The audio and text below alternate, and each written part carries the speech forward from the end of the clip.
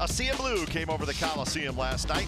The powerhouse that is the Dodgers invaded Oakland and showed why they might be the team to beat in the National League. The lineup is tough 1 through 9, and their 25-man roster's deep, giving opponents fits all game long. Tonight, it doesn't get any easier as the 3-time Cy Young winner and ace of the Dodgers, Clayton Kershaw, takes the hill. The green and gold will send Mike Fiers to the hill. The recent acquisition will make his athletics debut in front of a rowdy interleague crowd. A's and Dodgers, Game 2, next.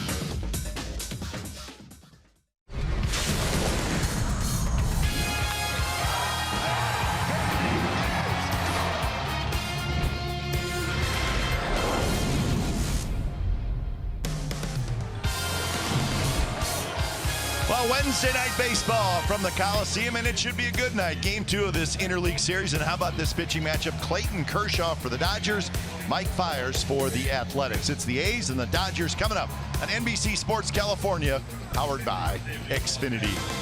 Hi again, everybody. Welcome to Oakland A's baseball. Along with Ray Fosse, I'm Glenn Carper. You saw Mike Fiers, so we get to see him for the first time in an A's uniform, Ray, and he's been pitching very well with the Tigers. Let's hope that carries over to the A's. 7 wins for the Tigers this year, and of course the A's have seen him with the Astros. He's pitched well against the A's. Let's hope he can do the same as a member of the Athletics. He's extremely excited when you're playing for a team that you know you're not going anywhere. You get a chance to come to a ball club that has a chance to play in postseason, and for him to pitch in postseason, he has to be extremely happy. Let's just hope he can continue to do what he's done for the Tigers this year, bring it to the Athletics starting tonight. And the A's will face, well, one of baseball's all-time greats, Clayton Kershaw, the left-hander. He's won 3 Cy Young awards in Dallas. What do you like about this guy?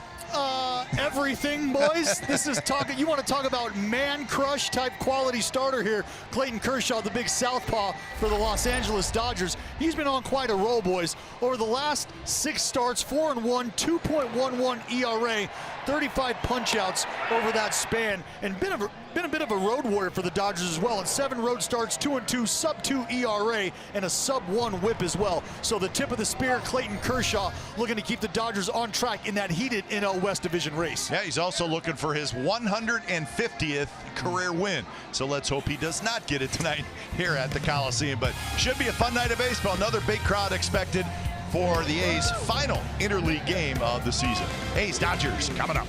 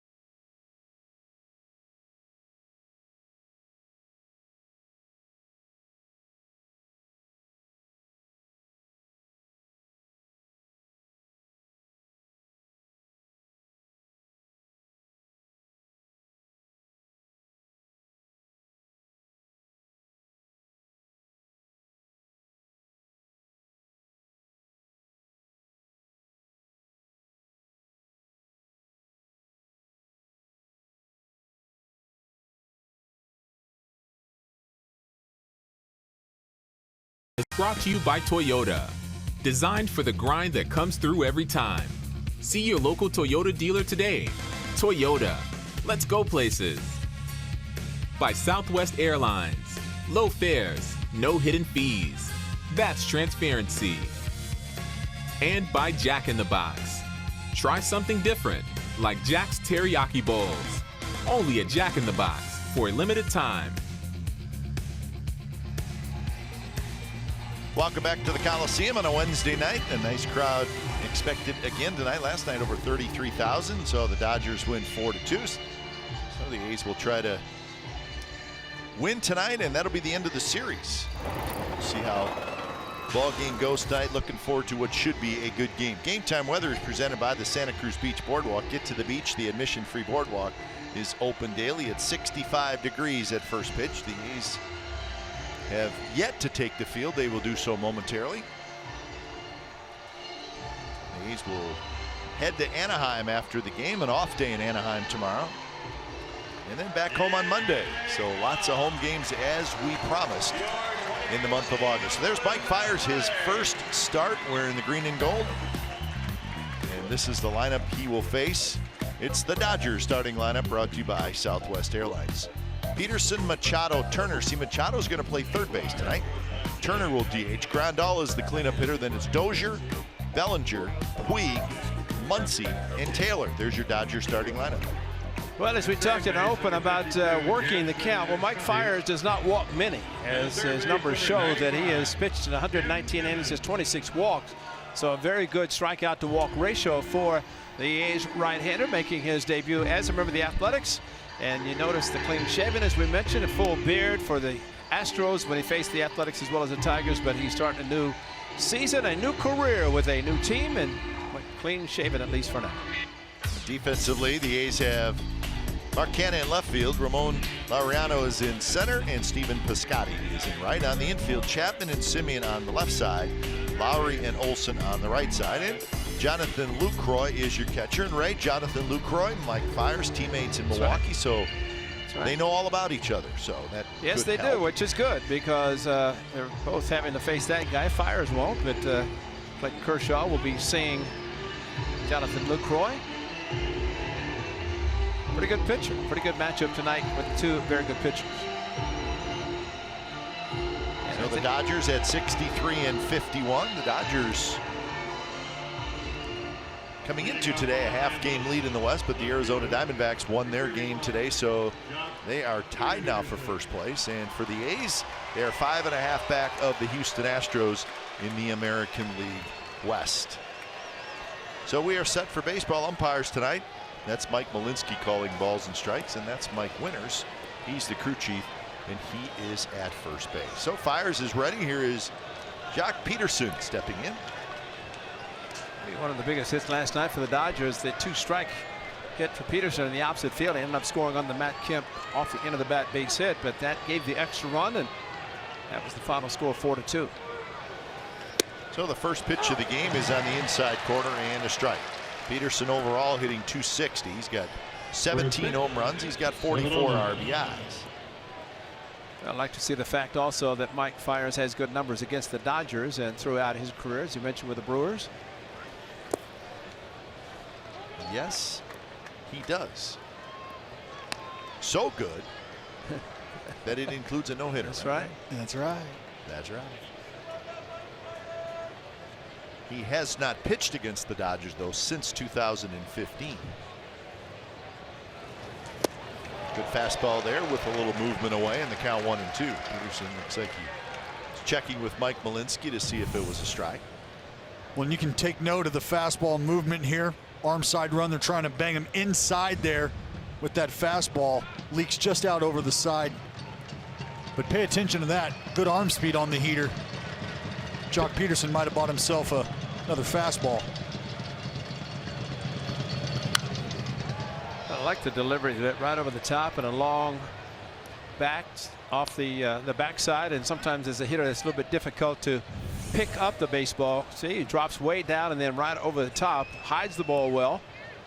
That's another high fastball that Peterson able to foul back, but the previous one he swung through.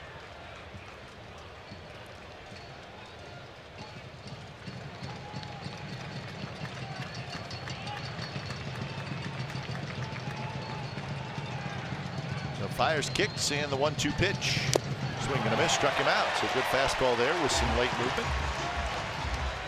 So that is out number 1. So let's look at maybe the highlight of the career of Mike Fiers. With the Astros, he's a no-hitter. Against the Dodgers.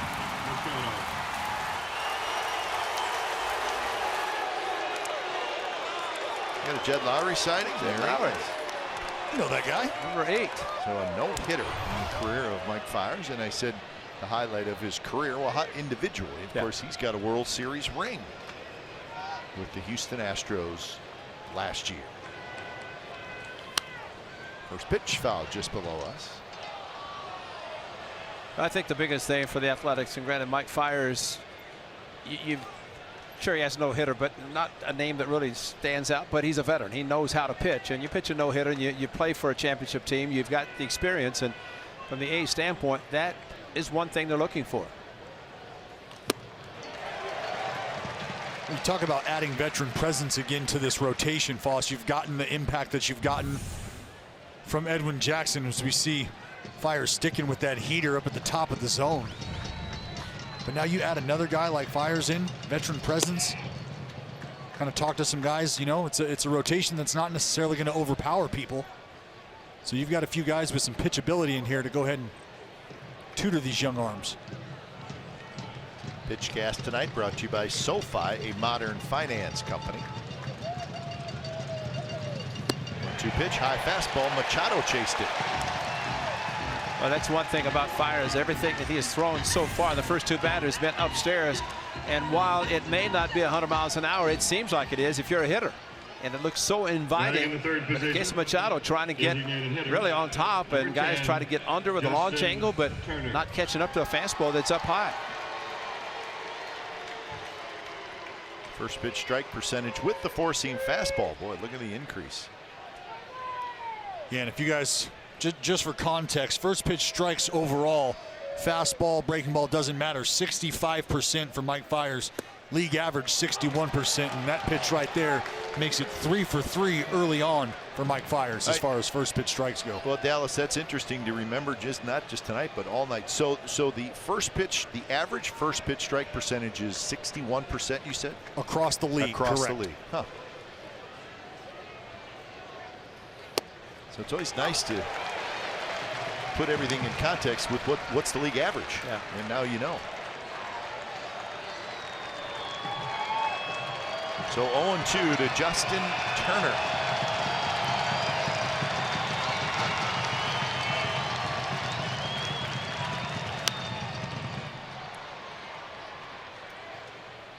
Turner at 263 with 6 home runs. You see here Turner fighting it off, spoiling pitches. A little deeper here with some numbers. 76% of 2-strike plate appearances resulting in an out. For Fiers, league average 75%, so right around the norm for putting guys away here with 2.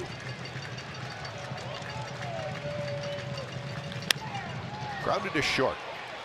Marcus Semien has it in time. So good first inning for Mike Fiers. 3 up, 3 down with a couple of strikeouts.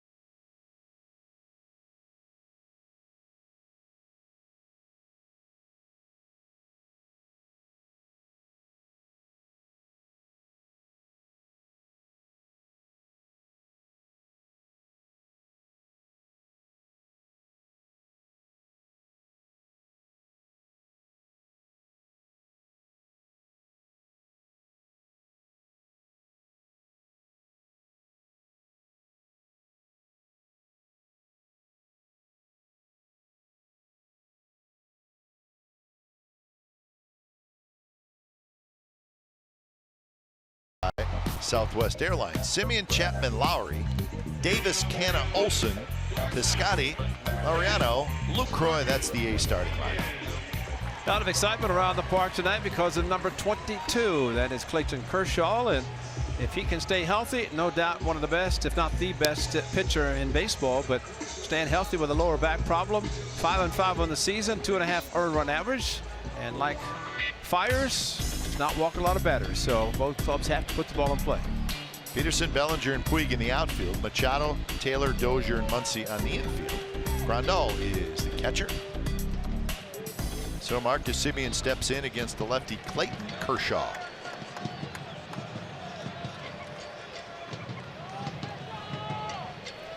I don't think there's a lot of pitchers in baseball that fans would pay money to see. There's some, and I think Kershaw, I know Kershaw is on that short list. He's fun to watch. Not fun to go up against. Oh, no. Hard hit ball off the glove of Machado. Taylor's throw got it. How about that?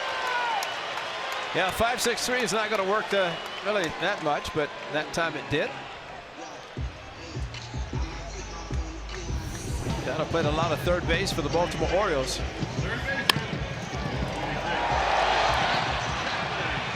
So that's a break for the Dodgers.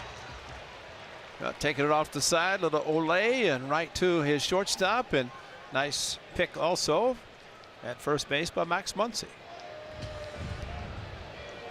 So one away. Here's Matt Chapman.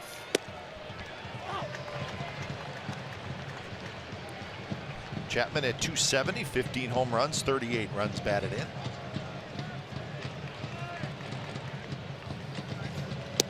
There's the old Uncle Charlie. Here it is. One of the best in baseball. And guys, just to kind of put a bow on the first pitch strike approach, we talk about both of these arms here on the mound tonight. A lot of strikes filling the zone up. And there's a shot to left, and that's a base hit.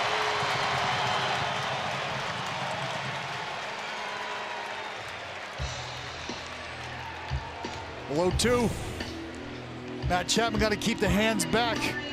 You never know what you're going to get from the southpaw. Clayton Kershaw, 2 strikes. He tries to go hammer here, just never makes its way down to the bottom of the zone. You can see the windup at the top, the drop, go. You can see that breaking ball sort of pop up out of the hand. Well, one thing Rich Hill talked about tonight was he felt the only mistake he made was to Matt Chapman when dropped down sidearm. Said about the time he was ready to release, said, oops, I don't know. And he left it too much, but did not really break sharply. Stayed out, and he hit the double. Well, maybe same for Kershaw tonight. Matt Chapman getting a base hit with 1 out. Expo tonight brought to you by Cache Creek Casino Resort. Interesting thing about the conversation, he talked about the double by Chapman, not the home run by Chris Davis in the same inning. So 2-0 the count to Lowry. But he got the win. Maybe he was trying to forget about that, Davis. Yeah. Well, fortunately for Rich Hill, who did get the win. His offense picked up the extra runs after KD had hit the 2-run home run, made it a 1-run game. I think if it had stayed a 1 run, I think maybe the A's had a chance to come back. For some reason, that extra run was just enough to put the Dodgers over the top.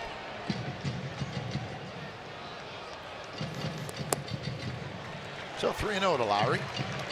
And overall, it was a good performance by Rich Hill. So Hill with the win, now 5-4. There's a drop down. Now that's the one he said he likes to do a lot to the left-handers. Right-handers, he's starting to throw a little bit more dropping down, just a different look. But he was good. There's that leg kick with a fastball, but after the fact. Strike called well off the plate inside on 3-0. 4 walks, 5 strikeouts in 5 1/3 innings.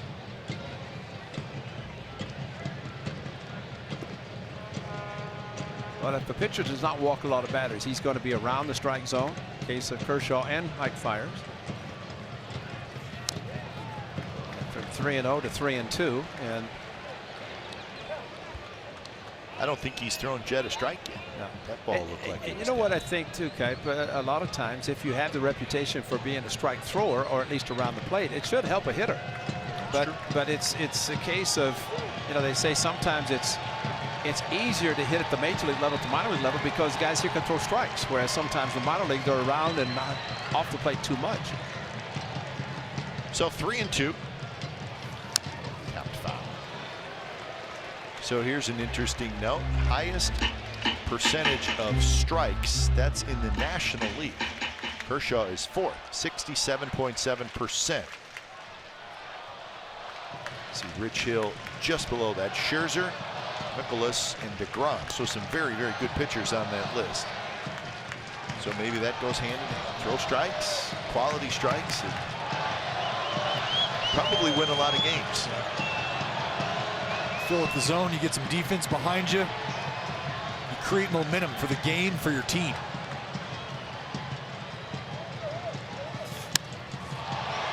In the air towards center. And it's Cody Bellinger who's out in center field tonight, and he grabs it. I mentioned about the home run by Chris Davis, the fastball away from KD, the leg kick by Rich Hill, indicating it was a fastball, and also indicating that it went a long way in left center. Chris Davis, home run number 32, and a big one, made it a one-run game, but unfortunately, A's could not add on, and the Dodgers added one more. So Davis steps up. These are always the great matchups when you see a home run hitter and a great pitcher, and I mean, duel, if there ever was one, between two guys here. Well, what I like about it, Foss, is you've got one of the best out pitches in baseball, probably two of the best out pitches in baseball, and Uncle Charlie and that slider from the lefty Kershaw, and Chris Davis with the absolute sickest oppo pop in the game. We're talking upper deck oppo taco tank type power. In the dirt. And guys like Kershaw, they'll look at a spot, and if they're never going to give in. And if Chris Davis puts together a good at bat and works a walk, Kershaw's like, all right, fine, I'll go to the next guy. Because it's hard to get 3 hits in an inning off somebody like him.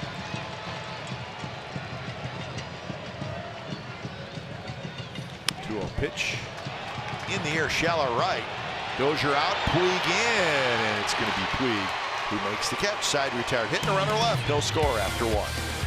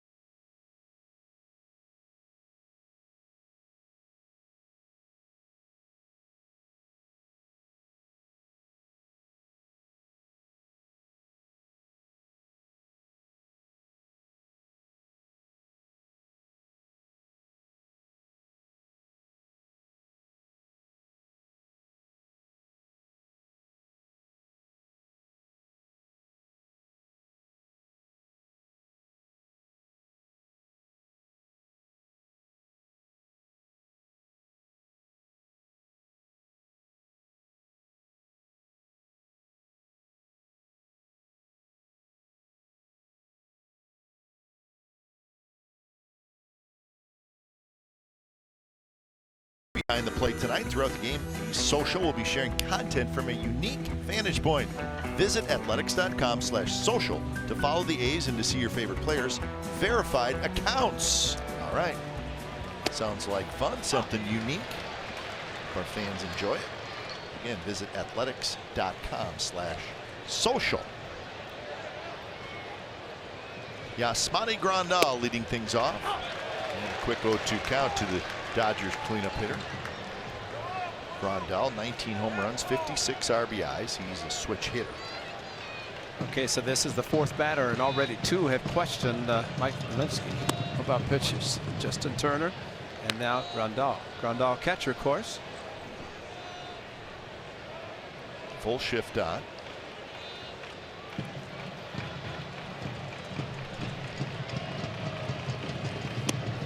Grandal much better from the left side. He's hitting .266 as a left-handed hitter, .214 as a right-handed hitter. And that is why if there's a lefty on the mound, Austin Barnes gets a fair amount of starts, which we saw last night.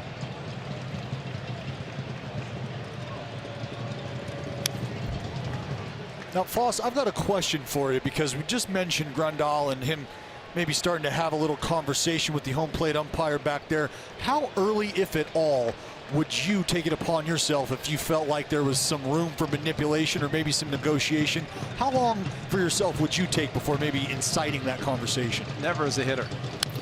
Always catching, and maybe as early as first inning. But you know, the one thing I think it's important is to tell an umpire, don't be surprised if you see a 3-2 curve, 3-2 change, 3-2 slider, something out of the ordinary, especially in a fastball count, because what I've found, or did find out, that umpires want as much help as you can give them. Stay low. Strike 3 call.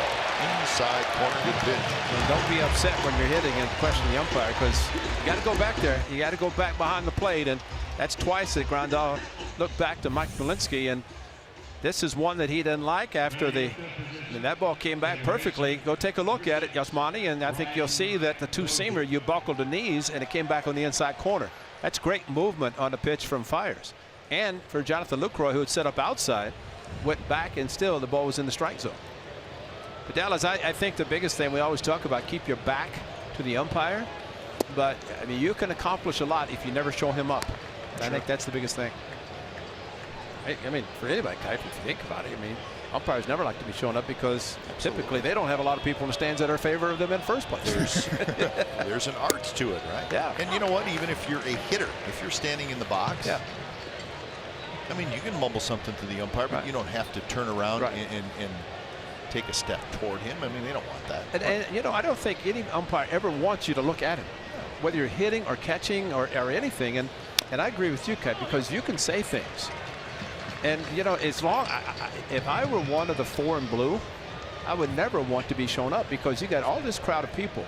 And I always said that except for the pass list that they have watching this game, nobody really is in favor of the umpires. The home side for the A's, the visiting side for the Dodgers. Those guys down there in 4, Matt Weiss, I'm sure took the ticket request up to Mickey. But other than that, you know, they're human beings. They don't want to be showing up. And when you think about it, you got 25 men on a roster. You got 2 teams. That's 50 multimillionaires that these guys are charged with keeping their egos in check and in control, letting them know, hey guys, I'm actually the one in charge of this game here. That's right. Not an easy job. Yeah. They can go too far, and we've seen that happen too. But, you know, to your point, they control this entire game for whatever hours it takes. There's a soft line drive into the glove of Marcus Semien, 2 outs. But, you know, every time a game begins, usually the umpire will get down behind the catcher and watch the pitcher as he throws, because he wants to get familiar with him as well. And I think that's the time you can very casually tell him anything you want to tell him. You know, as you're warming up a pitcher, he's there. Hey, you know, like Barry Zito. I think Barry was penalized a lot of times with a great curveball, because guys would call it up here and would never let it break down. Tough pitch to call. Right, but yet I think if you tell the umpire, be aware of this particular pitch, or if there's a new pitch that a pitcher is throwing. Well, I tell you, coming through the minor leagues with Kurt Suzuki and obviously getting to the big leagues with him, that was something we did extensively throughout our time in the minor leagues and at the big league level. First time through, opening inning, I'm throwing the kitchen sink out there, but he would tell that umpire, to get back behind him after the umpire had eventually backed up and was sort of getting ready for his, because I would then throw the screwball, and he wanted to give the umpire a look at what that screwball looked like, because it was very different than anything else he was going to see that day. You pitchers and catchers are tricksters, you know that? Well, you know, you just try to help these guys. Listen, the best statement I ever heard an umpire say, when the late catfish hunter was on the mound and the umpire got behind me and he says, "This is going to be a quick game here." You know, I mean, so I would just move about 6 inches off the plate and never move my catcher's mitt, and the umpire say, "Hey, it's a strike. He didn't move." Just got to massage him a little, Foss. Just massage him a little. That's what we do. We try to help our pitchers, you know, help our pitchers and appreciate the umpires who have a difficult chore. 1-2 pitch, good breaking ball, and Bellinger strikes out. So that's 4 strikeouts in the first 2 innings for Mike Fiers.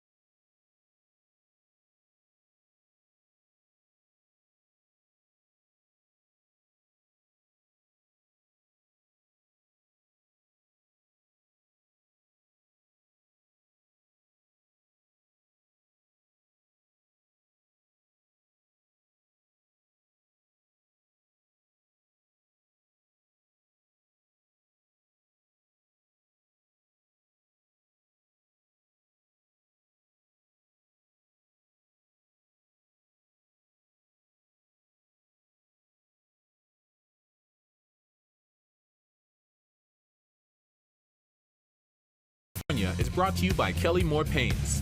Go where the pros go. Kelly Moore, the painter's paint store. Oh boy, that's all we needed to see, Ray. See, I like them like that, where they're a little burnt. It almost looked like the Wisconsin brats, you know? Yeah, you got to let the brat really get a little crispiness on the outside. You got to soak it in beer too for 4 hours. Only for the tailgate. If you're going to do it, you got to do it. Right. That's one of the best things about County Stadium, man. The broadcast booth, or you walk out right behind, you'd see the brats, have the brats and beverage. Yeah, so you could, I mean, it was like a thing. Like, how many did you have? Like, if you did a 3-game series at County Stadium, it'd be like, how many did you have? And everybody knew what you were talking about. And if you got the double digits, then it was like. I'm glad. You sound like you're really asking me how many I had. I was trying to debate whether I was going to really tell you or not. Oh, they were yummy. They were good. Oh. They were too easy to get. You just walk in there, open up a bun, throw it on there, and it was gone in 20 seconds. They made it too easy.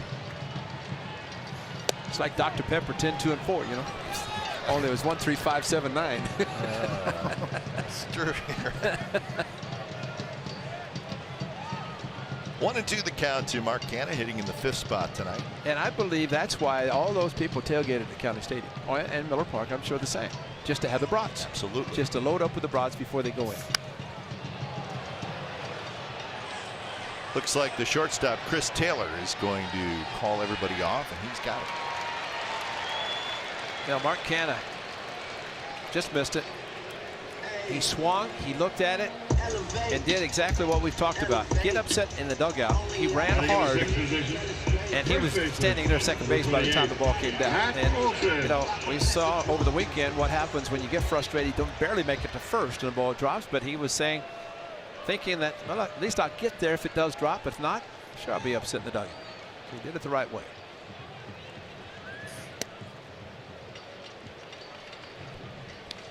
So here's Olsen, lefty on lefty.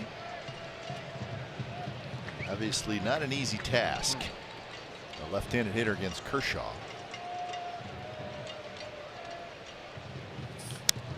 You know, you used to tell me about Bert Blyleven's curveball, and you could hear it. I mean, it had to it. And I think Kershaw's is the same way. It's so tight, and it's like it gets to a spot and then it just dives down. Straight down. Yeah, it's just like a string pulling it right before it gets to the plate. And that's it right there. He must really pull down on it. Dallas, what do you think? How do you throw a curveball like that, man? Well, he does a great job of getting on top of the baseball, and there's a couple different tricks that you can employ trying to get on top of your breaking ball. You talk to a lot of guys, they'll shorten their stride up just a hair, giving that arm a little bit more time to get on top and work downhill through that ball.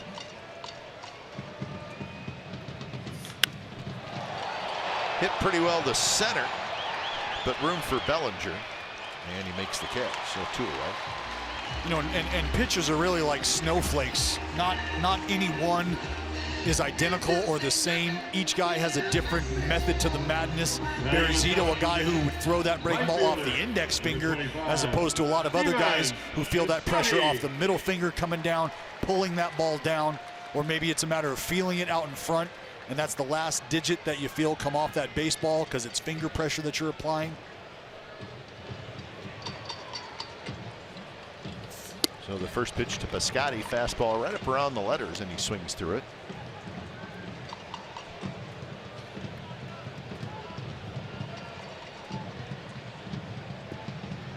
Piscotty at 253. He's got 15 home runs, 51 RBIs.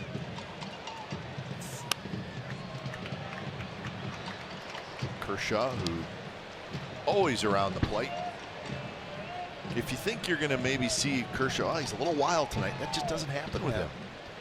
Just does not happen. Let's take a look at the crowd and see the number 22 of Kershaw. I hope he's getting a piece of that action because there's a lot of jerseys out there with his name on it.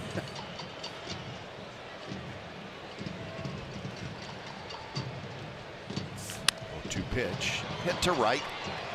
Puig's there. He's got it. So that's a 3-up, 3-down inning for Kershaw. No score after 2.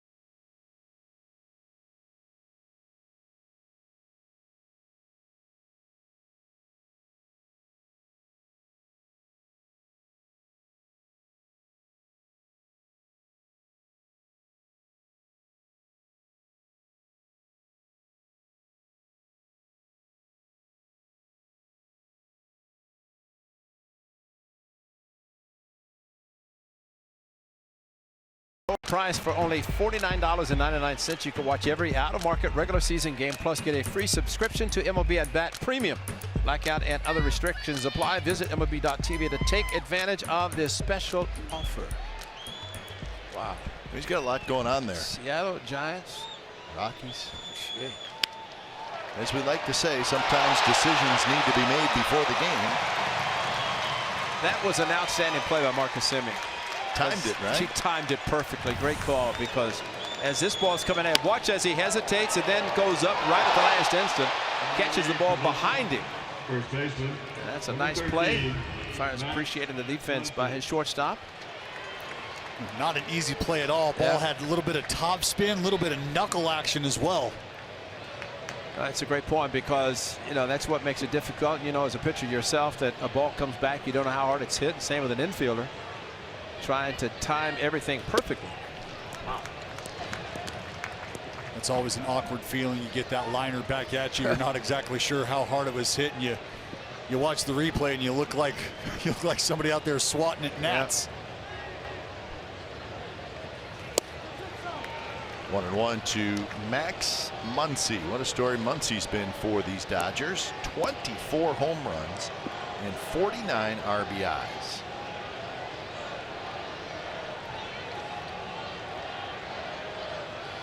Definitely one of the surprise stories in all of baseball. Max Muncy.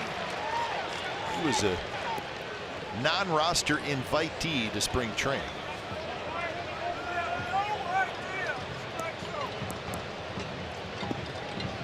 I guess if you bark enough, that's 3 now.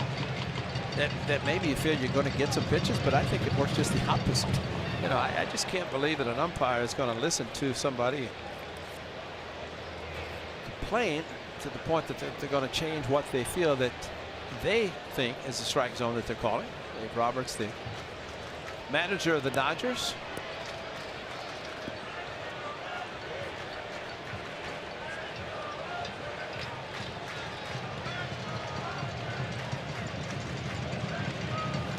Curve and fouls it.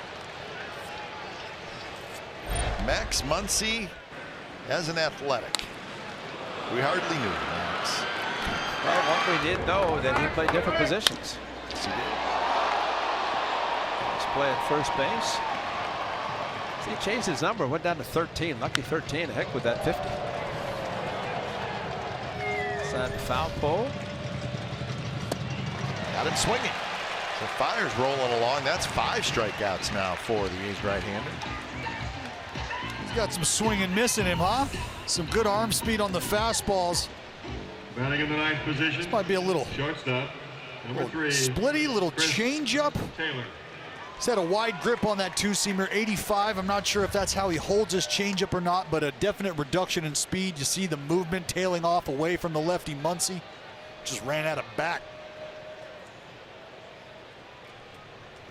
So 2 outs for Chris Taylor. 8 up, 8 down so far for Fires.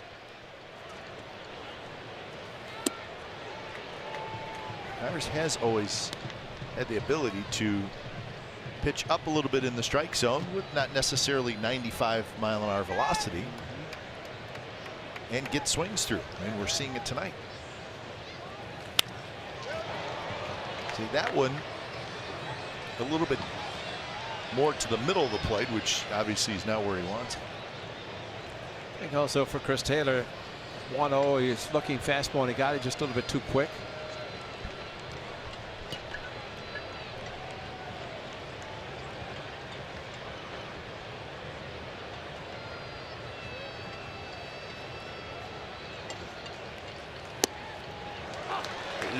Miles an hour, so it took a little off. Well, there's that little cutter as well, just another different look. So you've seen 3 pitches right now: the true heater, the cutter, two-seamer that's moved away as well.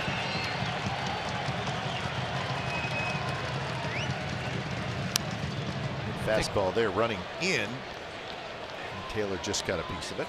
What we're seeing tonight, 2 pitchers with different types of deliveries, where it may be a little bit tough to time the delivery as a hitter.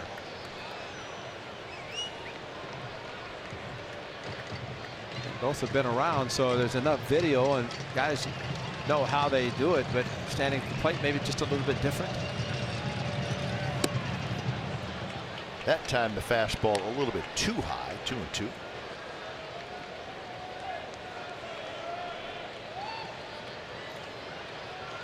Taylor, 12 home runs, 50 RBIs.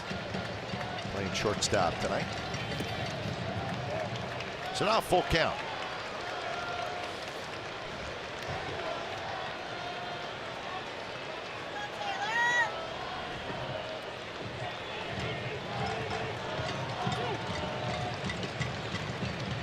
Pretty straightaway defense for Chris Taylor.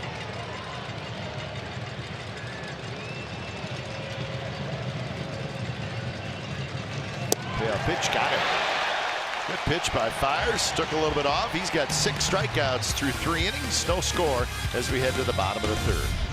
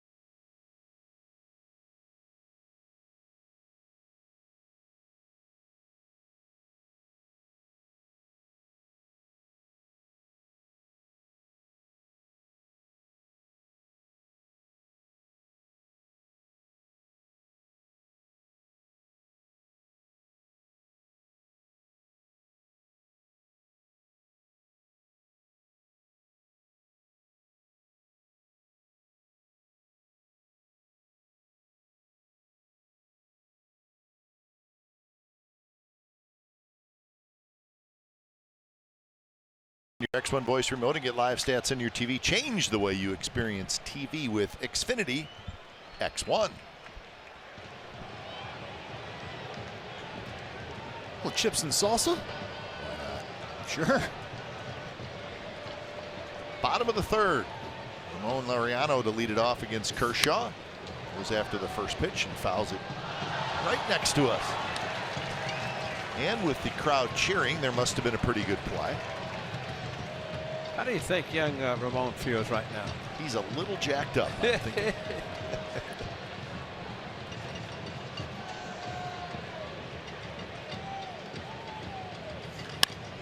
Bounces that one in the hole. Taylor have to hurry, and let's get Laureano. So this is interesting stuff. This is games that Clayton Kershaw has started against the A's in his career, and they've all ended in walk-offs. The first one was at Dodger Stadium. We remember that one. That was rocket. That was a special of 12, and then how about country breakfast? Well, that game, Kershaw was really good, and the A's entered the late innings. They were trailing. And the bullpen for the Dodgers gave it up. Kershaw got a no decision. Billy Butler was the hero. So he's pitched well against the A's, and there's been some excitement. 2 pretty good lefties there.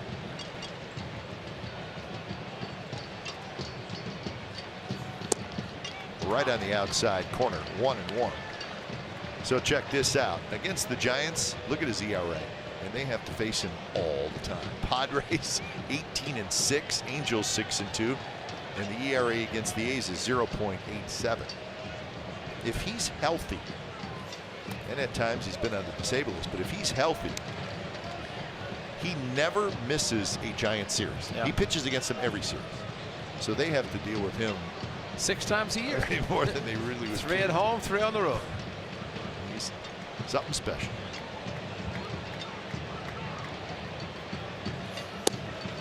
I think the special thing about his delivery and the windup, when he drops the leg down but doesn't really drop it all the way down, stops it, brings it back up, and then strides out.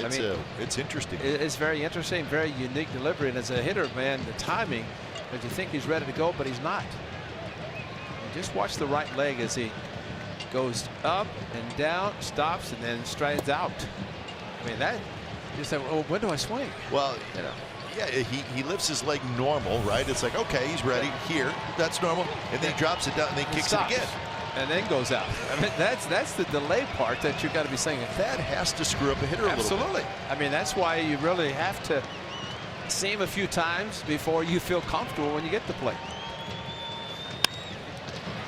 More action for Taylor. He backhands, flips it across, and that's out number 2. Now that game that Billy Butler won on the walk-off, this was Kershaw. Now he, like I said, he pitched extremely well, but he also had some major frustration with the umpire. And I remember this, they were going back and forth, and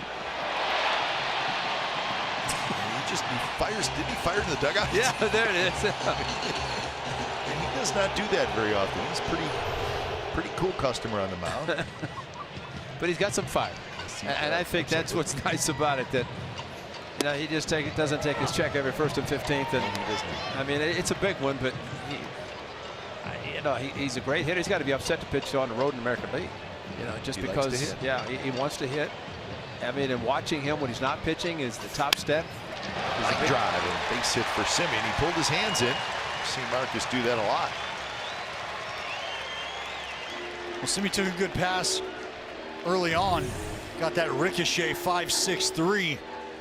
But here, you mentioned it, pull the hands in, stay inside this ball. All you got to do is get barreled the ball here. Kershaw's going to supply the power. Little rocket into left for Simeon. So that's the second hit for the A's. See if they can do something with it as Matt Chapman steps up. Chapman had the first hit.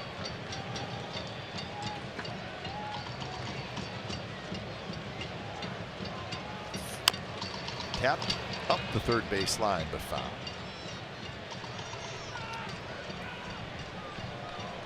And when he pitches out of the stretch, you get yet another different type of a look. That almost like he's quick pitching, but he goes up way high, and then as he settles, a little slide step. Still gets a lot on the pitch. I think just as a hitter, regardless of whether there's a man on base or not, wind up or stretch, you have to be prepared.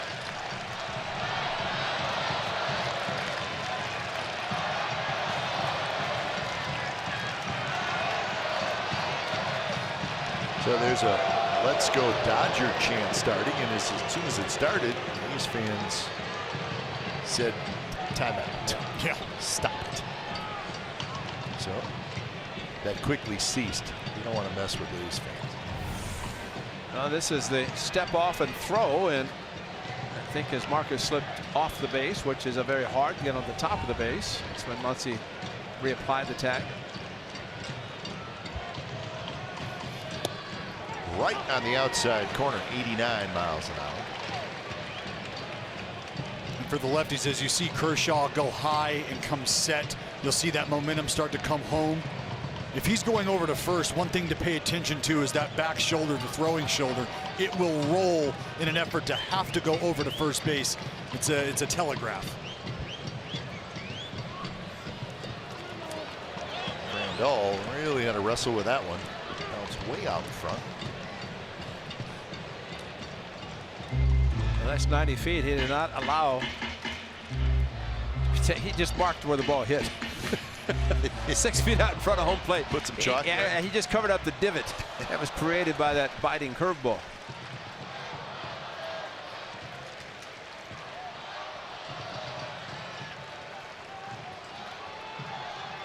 So 1-2 to Chapman.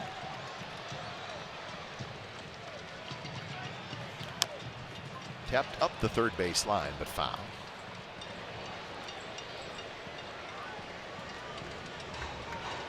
The deepest Kershaw has pitched into a game this year is 7 2/3 innings.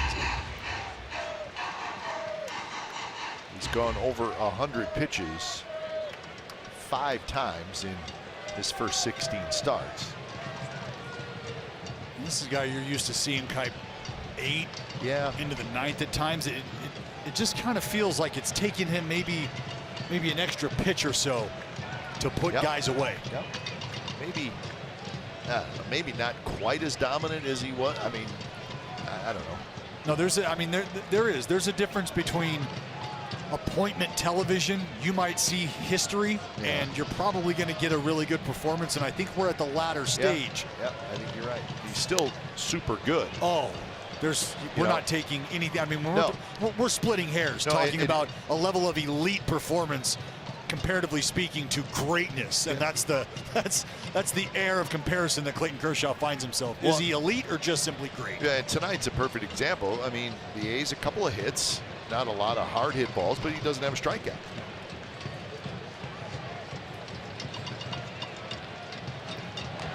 You can see there that back shoulder start to roll. You see Kershaw tucks his head down. These are just keys for runners to pick up on, hitters as well. You can see a difference in head movement.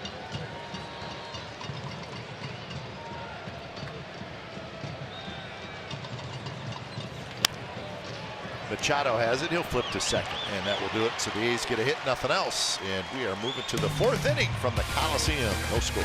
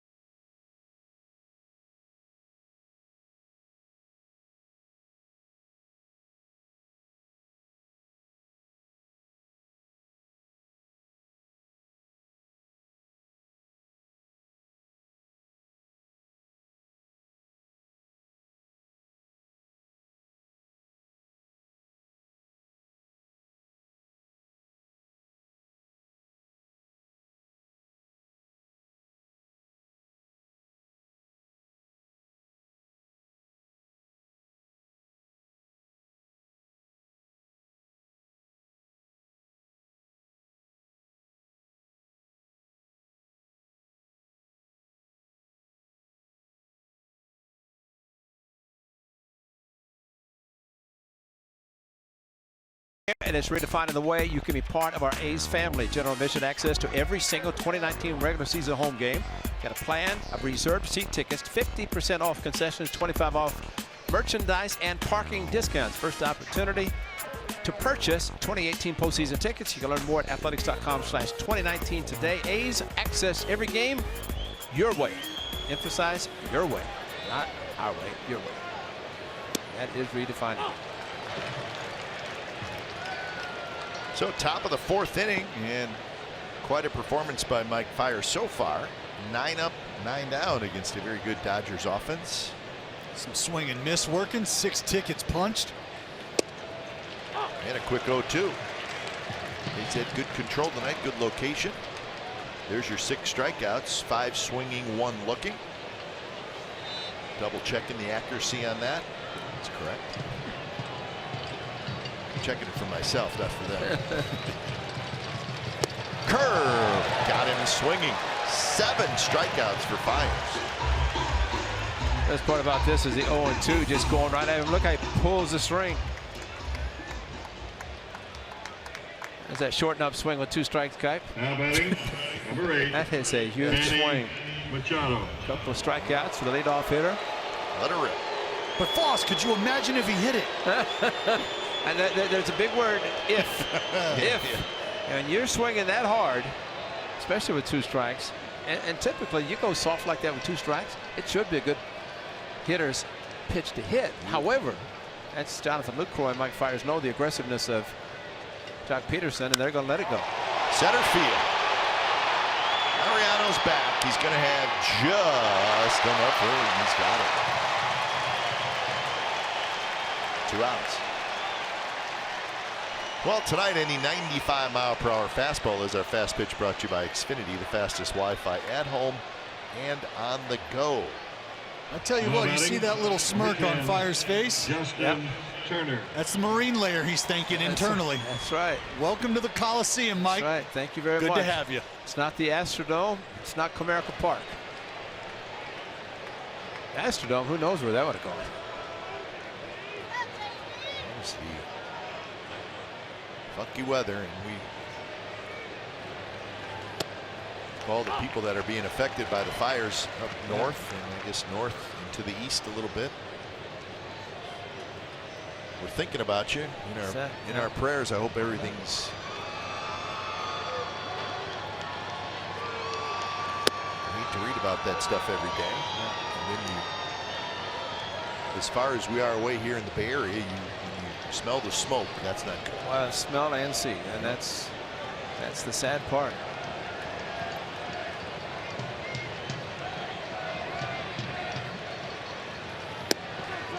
A little bit outside to Turner. You just drive into the Coliseum, you look in the hills, you see how dry they are. Just one little spark and what it could do. You're almost surprised it doesn't happen more. Exactly. Sadly. Very dry.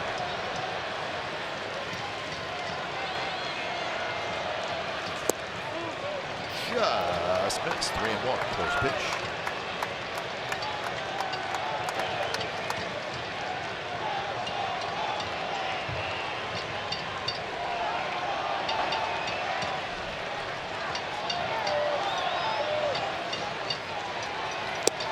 Right on the outside corner. Perfect 3-1 pitch, and Turner didn't like it. It looked like a pretty good pitch. Let's see. That's good paint. That's a strike. It's that curbside fastball, low and on time.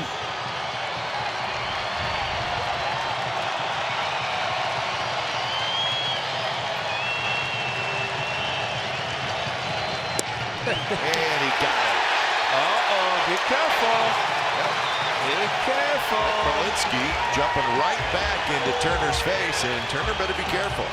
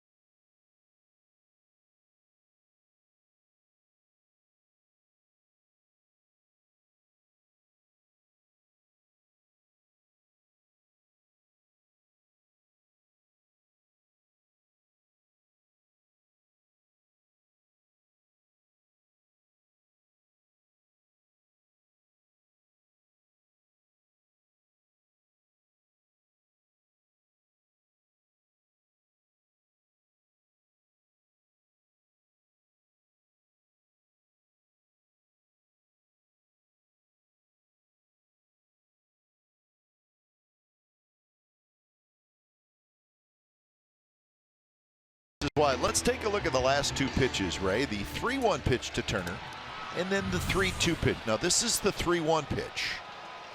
Well, after this it was a strike. After this is called, you better be thinking about, well, you just complained about the 3-1. 3-2 just a little bit off the plate according to the strike zone box. Mike Malinsky did not appreciate the head-to-head conversation with Justin Turner.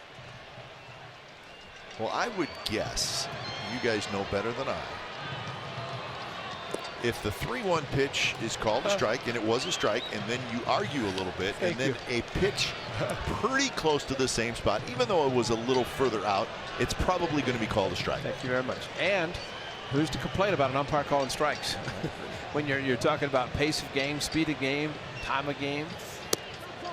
And that's just Jonathan Lucroy and Mike Fiers. Yeah. A couple vets right there at work. Yeah. So look at those numbers.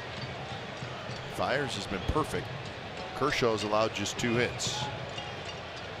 Facing Lowry. And now it's 3-0. 8 strikeouts. That's 2 tickets an inning for Fiers. Talk about taking care of business yourself. He had a little smirk with the marine layer help, maybe with Machado's a little bit, so got it working nicely. And that's a strike. And it's such a good feeling as a pitcher. You know you might have given up a bolt there. Yeah. Guy probably got a lot of it, and you see it just kind of hang up and hit that sheet out there and fall right into the glove. Took just a little bit off in the count, 3-2. His second consecutive match for Jet Lowry, 3-0. Then to 3-2. First time fly ball to center field, 3-0 now.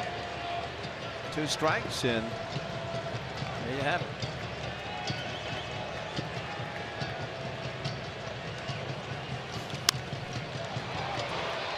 Shallow right. Dozier and Puig, and Dozier makes the catch. So that's out number 1. So one more thought on that Turner at bat. Number 2. There may be something to it as well, that the Dodgers have a good lineup. They take pitches, they work counts. They're a good offense. They're a confident offense. And I think there's part of the group that says, listen, I got a good eye. If I take it, I think it's a ball. Ted Williams. Yeah, right. I mean, yeah, no, you're right. I think there may be something to that, and it's not just them. I think Red Sox lineup probably feels the same way, right? Right. But the one thing that changes every day is a different umpire. That's right. And every umpire is different in the strike zone, and that's why I hope they never go to the automated strike zone, because well, it's kind of unfair. I mean, that's the human element that's taken away if that does happen. But I think in the case of Mike Malinsky tonight, unlike Tim Timmons last night, they have a different strike zone. And that's why as a hitter, pitcher, you have to know as much the strike zone of the umpire. And I think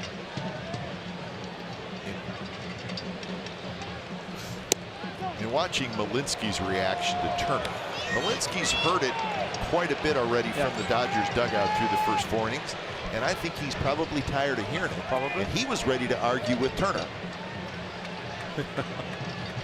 Yeah, there's no question where Turner was at. He was in that video room. Oh yeah, he's back and forth. He's ready to let him know, hey, the 3-1, I'll give you that. The 3-2, we got to talk about that one. You go ahead and take a look at that one and tell me what you think next time around. That's what Justin Turner's thinking right now.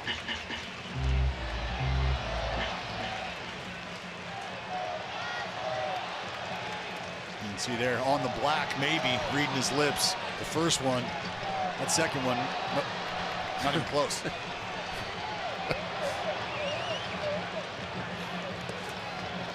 2-2 to Davis. Davis hit a fly ball to right field to end the first.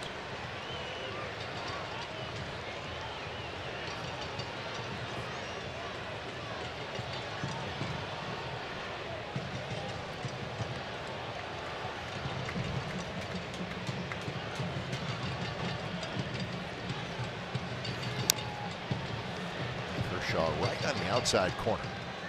And this is kind of what I'm talking about here. Katie's fought off a few pitches here, 2-2. It just seems like Kershaw lacks that ability to just really drive the nail all the way in and dispose of guys the way I think we're used to seeing.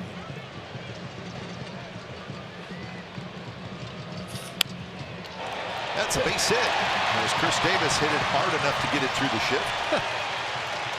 See, isn't that where the shortstop plays normally? Yep, I think that's the spot.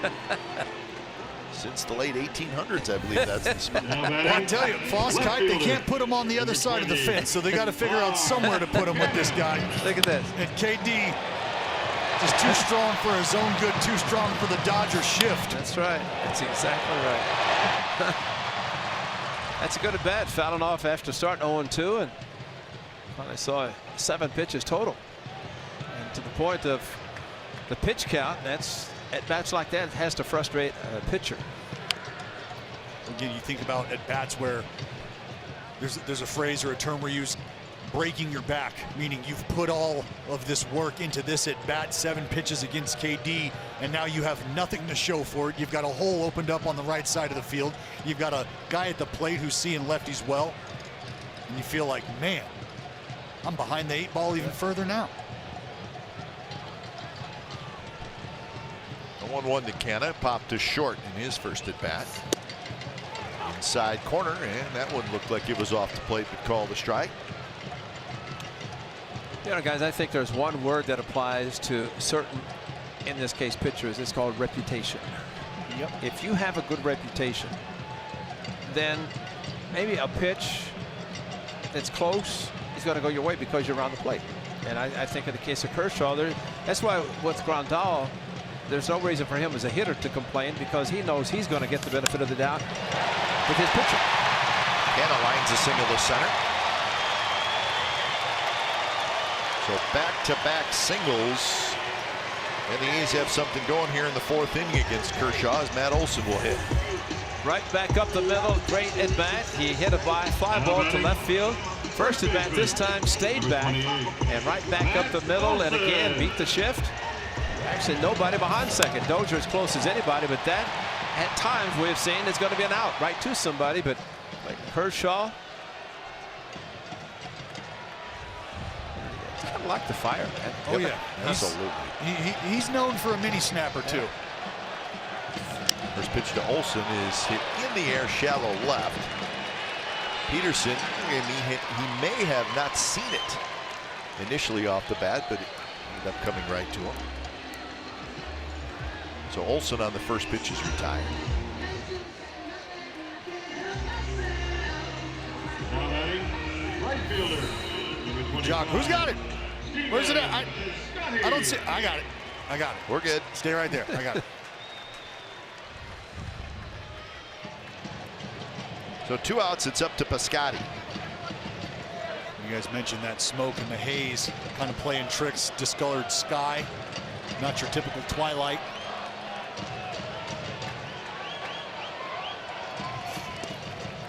In the dirt, and Davis thought about going and ends up hustling back to second. If he goes initially, yes, but after the second thought, no way, because he would have been running into an out. Well, spiked in front, backhand attempt, which is not that great by Grandal, but at least he put a glove on it. And KD right there if he goes, but no, not there. That little stutter step at the beginning, yes, but not after the fact, especially with 2 outs.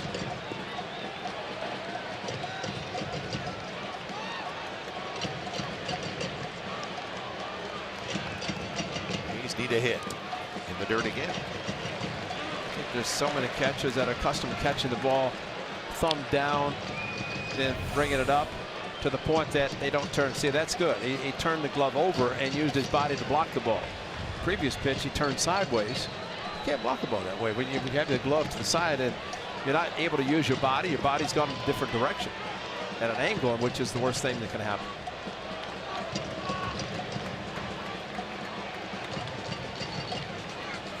2-0 pitch in for a strike. Is that a little cut fastball there, Dallas, at 88? You know it, 2-0, and oddly enough, he spiked 2 fastballs, very uncharacteristic of Clayton Kershaw. But 2-0 fastball count, cripple count, in an effort to avoid that fastball hunter.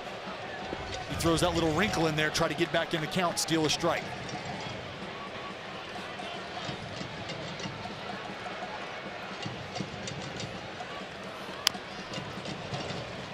So now it's 2. He threw it again. Yeah, that's it. It'll be interesting to see where he goes. Could he triple up? Could he try to freeze him with a fastball low and away? Because you think about the cutter and the release point, and the presentation it's provided Piscotty with now. Fastball till about 50 feet, starts to bore in on his hands. Might look for that four-seam fastball away. Second side is a slider. The big curve, and he misses well high, and now it's a full count. So Davis and Canna will take off with 2 outs. And I think you guys point before, he won't give in.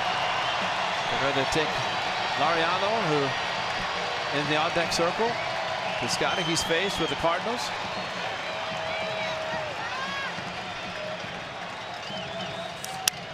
And there's a base hit center field. Davis rounds third. Davis is going to score, and the A's lead 1-0 here in the 4th.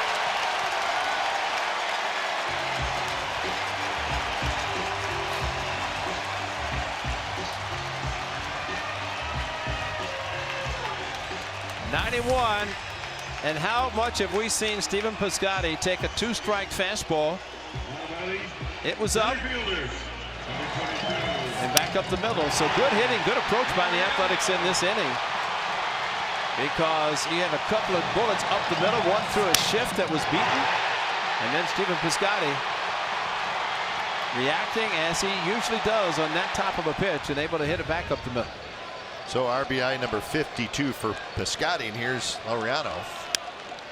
It's a little pop-up. Could be a tough play. Dozier on the move, and he can't get it. Canna scores. Piscotty to third. It's 2-0 A's.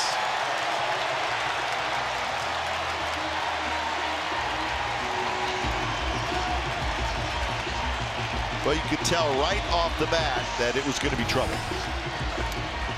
Well, I was liking the odds of this AB early on. We've seen Laureano have the ability to fight some fastballs on the inside part of the plate off. He's a strong young man. And here you can see Puig does not get a good read on it. Dozier finds himself in no man's land. And the Marine Matt Williams got the windmill going over there at third base. Martini, get him up. Fires, he appreciates it. When Dozier looked to Puig, he knew he didn't have a chance. And that was a key that the ball was going to drop. He went as hard as he could, but to Dallas's point, you can go on a big swing. Puig did not break quickly in. And with Dozier going out and having to look for Puig at that point, you know he's going to drop. So big 2-out base hits by Piscotty and Laureano. I don't see it. Got to talk. Let me know. So 4 hits in this inning, 4 singles, and the A's have 2 runs off Kershaw. And I think 3 of those have gone opposite field or up the middle, which is good approach against a veteran pitcher. And that's a great block by a catcher to keep another run from scoring. And I tell you, Foss, that's, I think it's the 4th fastball Kershaw has now spiked. Yeah. And you see that curveball has sort of cast it out of the back of his hand at times as well. Just, I think, struggling right now to hone that release point.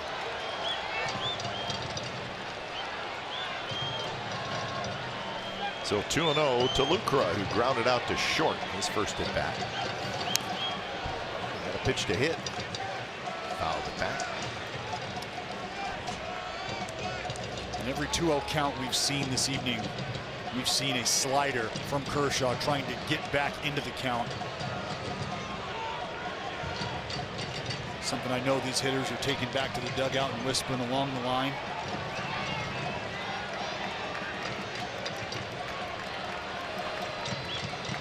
Piscotty at third, Laureano at first. He got a decent lead. That one's hit pretty well to right field, but Puig is going to get back there. Now backpedaling, and he makes the catch. So the A's get 2 runs on 4 hits, and they lead Clayton Kershaw and the Dodgers 2-0.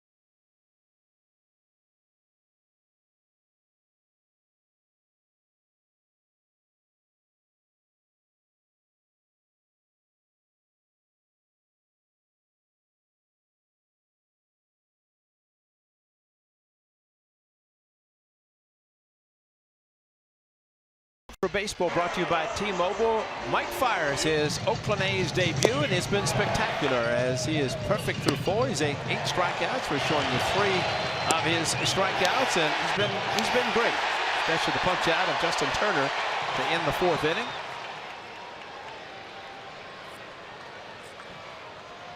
Check it out. Good in June, really good in July, and of course all those numbers with the Detroit Tigers.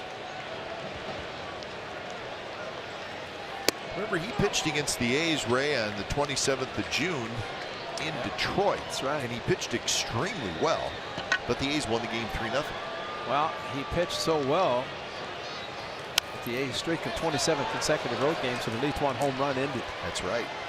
That was the game that ended it. I mean, it really was one of his better outings this year, and he's had some pretty good ones. Nice pitcher with 8 strikeouts in his A's debut, Eric Hilius. Remember that guy, right? Sure do. 25th, 2002.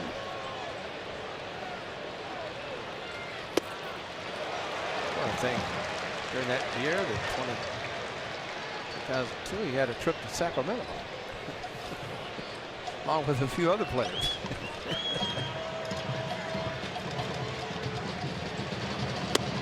A little bit high.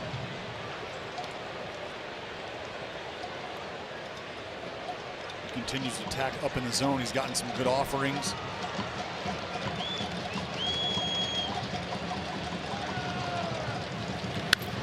And that one is belted down the right field line. Plenty of distance, and it's gone. Yasmani Grandal, home run number 20.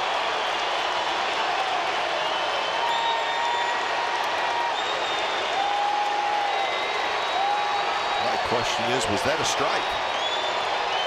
I believe the answer is no, Kite. Talking about Yasmani Grandal, more like Yasmani got it all. Number 6. Elevated fastball here. You'd like to go higher than high at times if you're not trying to go for the strike. Maybe the strike out, try to expand just a bit up. I'm sure Fires would like it maybe 2-3 inches above that. But at some point in time, you tip your cap to the batter and say, if he can get to it and stay on plane with the heater up there, I know I just got to make a better pitch next time. So that makes it a 2-1 game. But the good news, it's a home run. He still has time to pitch out of the stretch. He can stay out of the windup. I mean, that's not something to want to give up, but he did, and still stays out of the windup. So everything goes in one swing of the bat. A high fastball.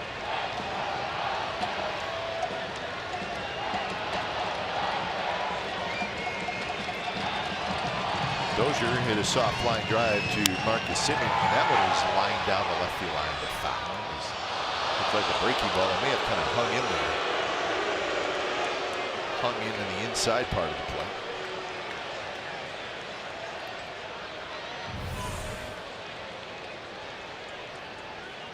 May have a play that should have been made. Oh, Interference. on the Dodger fan. Dodger fan got in the way. Yeah, sure did. Dodger fan pulled a Barton. Away. Piscotti makes the point. I think it was a Bartman.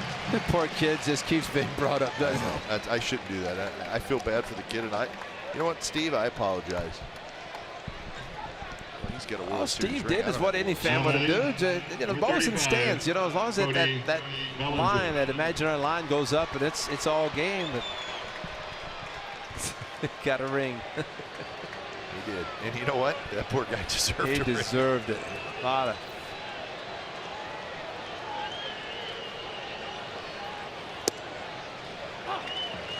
My favorite thing about the Bartman story, the documentary about it on MLB Network is unbelievable. Oh, yeah. Right? My favorite thing is the guy that was sitting like right in front of him They interview him, and he's like, I can't believe what Bartman did. It's unbelievable. And then they show him, and he was reaching for it. That's right. He just missed it. It's like, dude, you were as guilty as anybody. You know what I'm talking about, Dallas? Oh, I get it. And, you know, I've always felt this way about the situation, guys. I think the Chicago Cubs in the front office need to reach out to Steve Bartman. You think about the way his life was impacted moving forward. He couldn't go out of his house, couldn't go to work, couldn't enjoy himself. So I think Steve Bartman, you know, I don't know if he needs to buy his home. I think maybe the Cubs do that. I don't know if Steve Bartman needs to pay taxes anymore. I think maybe the Cubs do that. Absolutely. Hit hard. That's Marcus Semien, and the throw is not in time. So with the shift on, that was Marcus making a nice play, but Bellinger really gets down the line well. He's got good speed. They're gonna take a look at it and say, nope, this, because it looked like just in watching that he beat it out because he has tremendous speed. But watch Semien as he slips just a little bit right there, and that's just enough time that even with the strong arm, he was not able to throw him out. And that's the grass at work. Yep. Fields that ball out on the grass. We know the moisture can play a role here in the Bay. Wet grass, slips a little, and just enough time for the speedy Bellinger from the left side to beat it out. Well, that's the interesting thing. Usually with a slower runner, you play deep, but a faster guy, you don't as deep, you know. And he did, and just enough. And I still say that fielding the ball on outfield grass versus infield, where you're accustomed to doing that as an infielder, is much different. Plus, I gotta believe here, grass probably gets a little damp. Definitely. Oh, yeah. Definitely. Enjoy the grass right now, folks. I'm not even going to tell you what's going to happen on Friday. Monday night. Is it Monday night? No, it's Friday night, but the A's will be back Monday night. Yeah, as soon as this game is over, they start. Yeah, there's two cranes parked outside that are ready to come right through that center field wall. But well, Clay by the Wood. time Blake Trinan wraps it up. Yeah, Clay Wood, you've done a miraculous job. This is a beautiful field, and we wish you well over the weekend.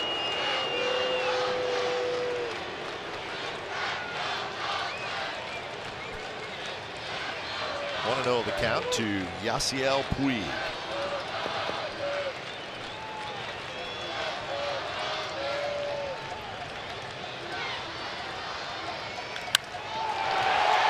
Piscotty going back. Piscotty near the wall, and he makes the catch.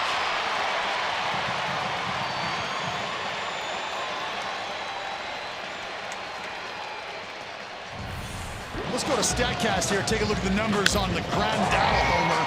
100 miles an hour off the bat, 33-degree launch angle, 381 feet away from the dish. Good job by Grandal to get on plane with that fastball up in the zone. Just not quite high enough. Finds its way into Souvenir City. StatCast AI powered by AWS. Mr. Puig thought he'd hit one. He sure I did. thought he did too. I did. Yes, he thought a ball left his bat, and he said, "Oh, got one." And it's not Dodger Stadium. It's Oakland. Because he plays across the bay in San Francisco, I'm sure. Of course, that wouldn't come close there, but he was a little upset. He threw his bat, threw his gloves, threw a lot of things. Well, he's been known to misjudge his home runs occasionally. Yeah. But that one had a nice sound to it. 1-0 to Max Muncy. And now 2-0 to Muncy. And again, since the base hit by Bellinger, hustle infield hit, or basically shallow outfield. Fires his pitch down at the stretch. And line drive off the bat. Puig now 2-0 to Muncy. And I think, Dallas, of course, you did pitch out of the stretch in the one main game in 2010, but you'd have to think the changing from wind up to stretch has to be a little bit different in your approach. What is, especially if it's the first time come the fifth inning or so. Yeah.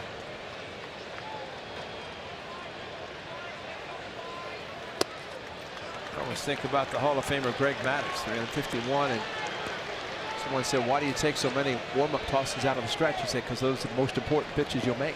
I was just going to say, between innings, that's what you'll see starting pitchers do, is throw their warm-ups the last 3 or 4, maybe from the stretch, because you're practicing for, you know, a situation you might have. So 3-1 now to Muncy.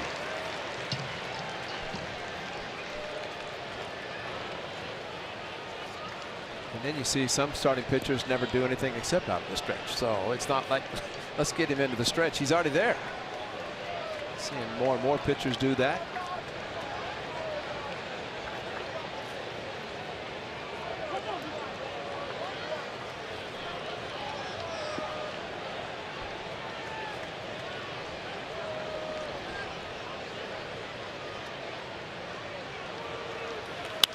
Let's see, a shot to right, and that's a base hit. Bellinger is going to round second and stop there. So some hard hit balls this inning by the Dodgers. Max Muncy gets this little cutter that never makes its way under the hands of Muncy. You can see him, he stays inside, pulls the hands. Umpire's trying to crowd this lefty here.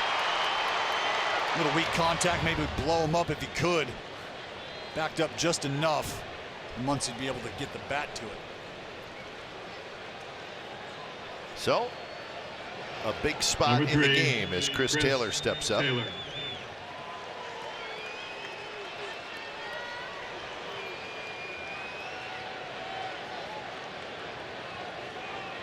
Look what I said. If you're going to charge me a visit, I'm going to stay out there a long time. Why not? Not just talk to everybody. Can't take him home. Scott Emerson came out. Highlight of my years hearing you say that. Can't take him to the bar. I and get hope a drink something for him. better happens for your highlights. Taylor struck out in the third.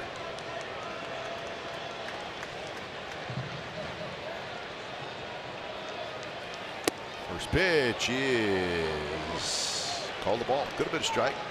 Maybe not where Fires wanted it.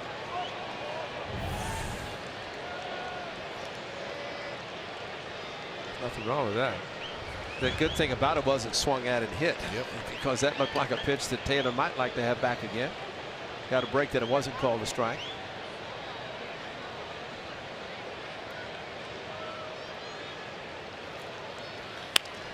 Grounded toward Chapman. Nice play. He'll hustle to the bag and get the out there. Dodgers get a run on Grandal's 20th home run of the year. 2-1 A's.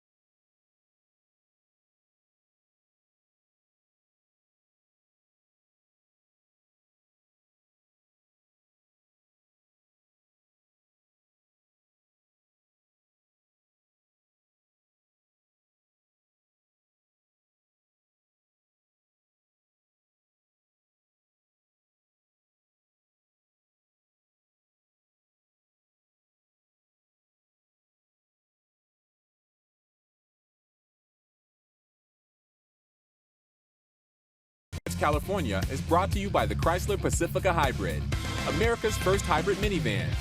Test drive one today.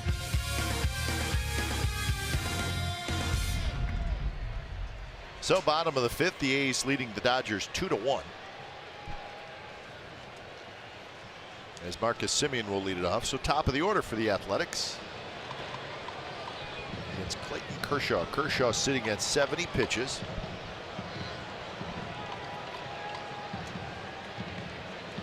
His first pitch to Semien is off the plate outside. So I mean, a ground out and a single so far tonight.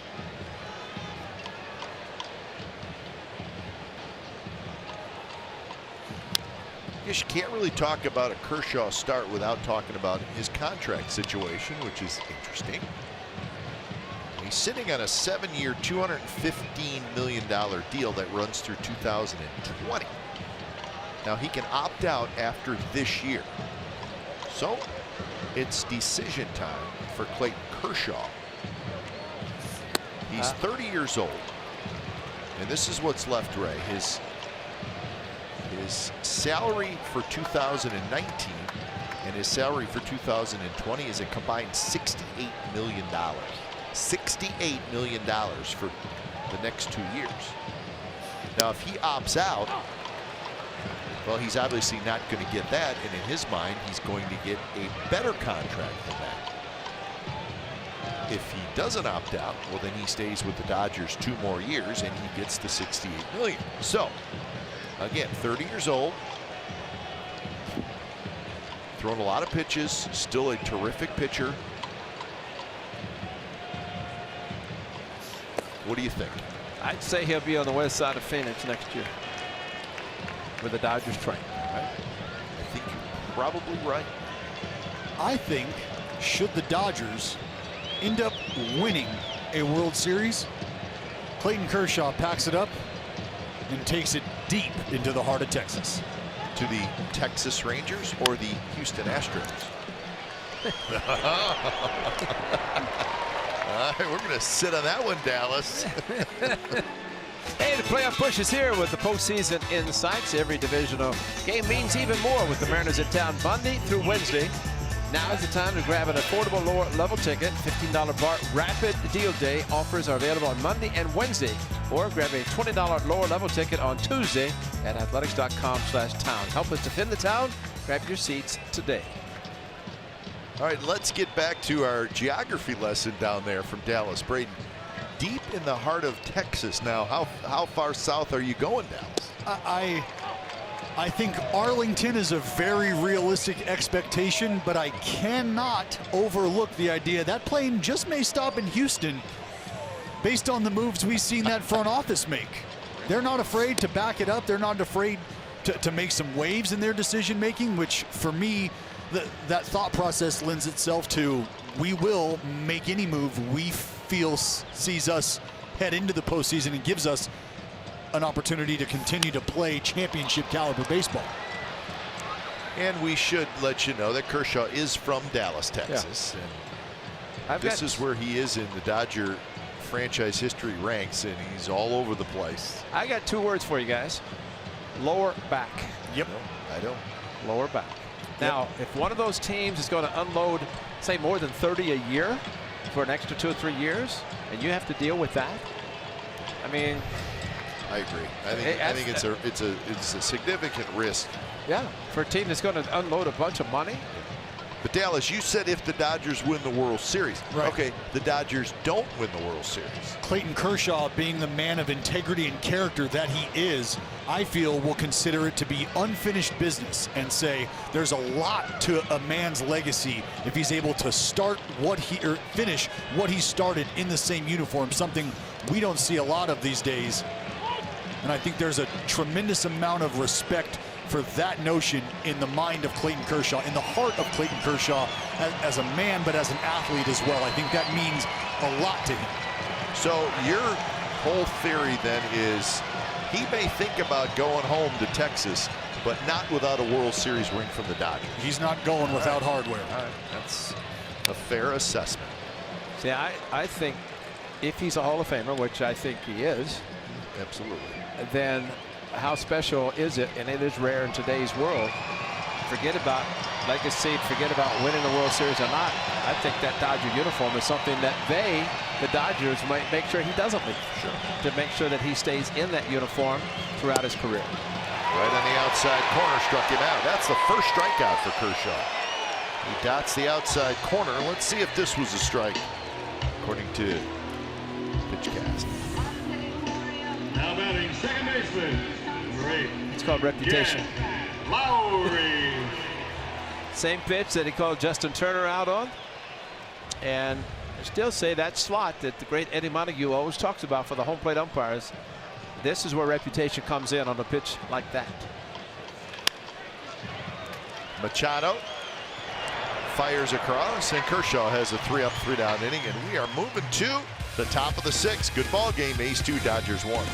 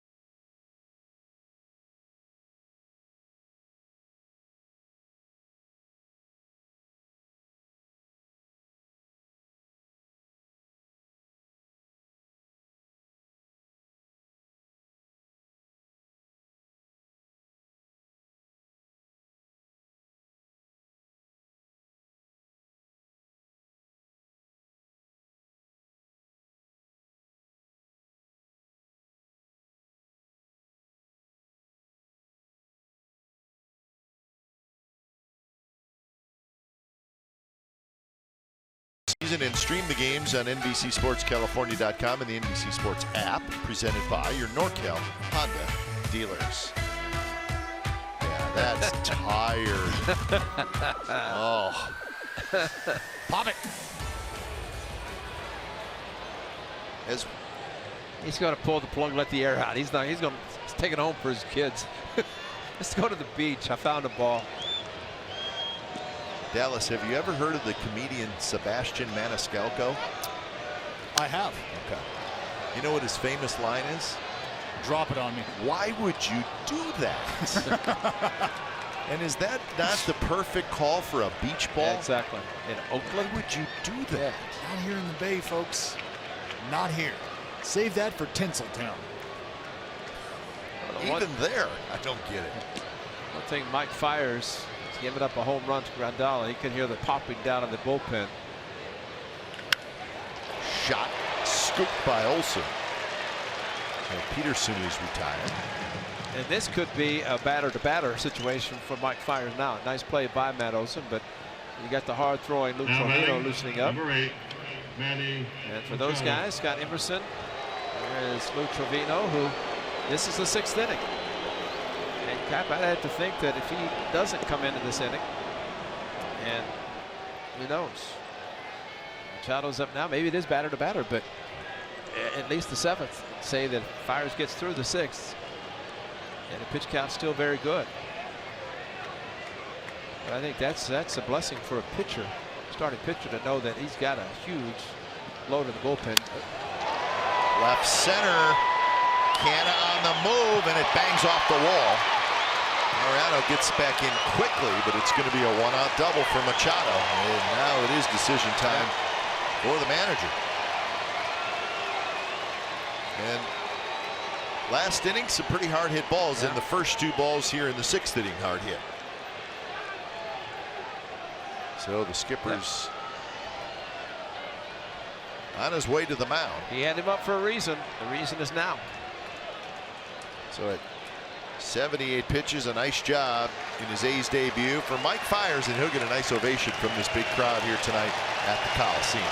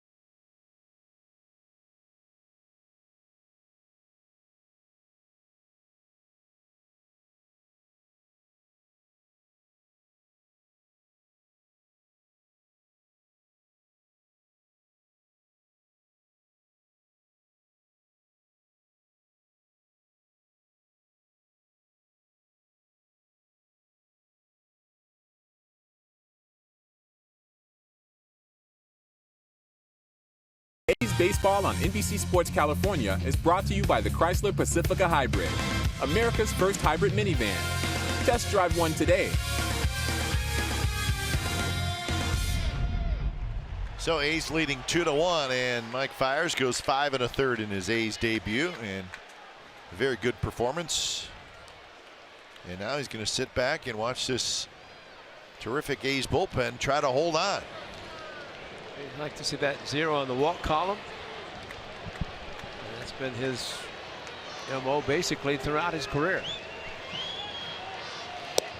So here's Justin Turner. First pitch is a strike.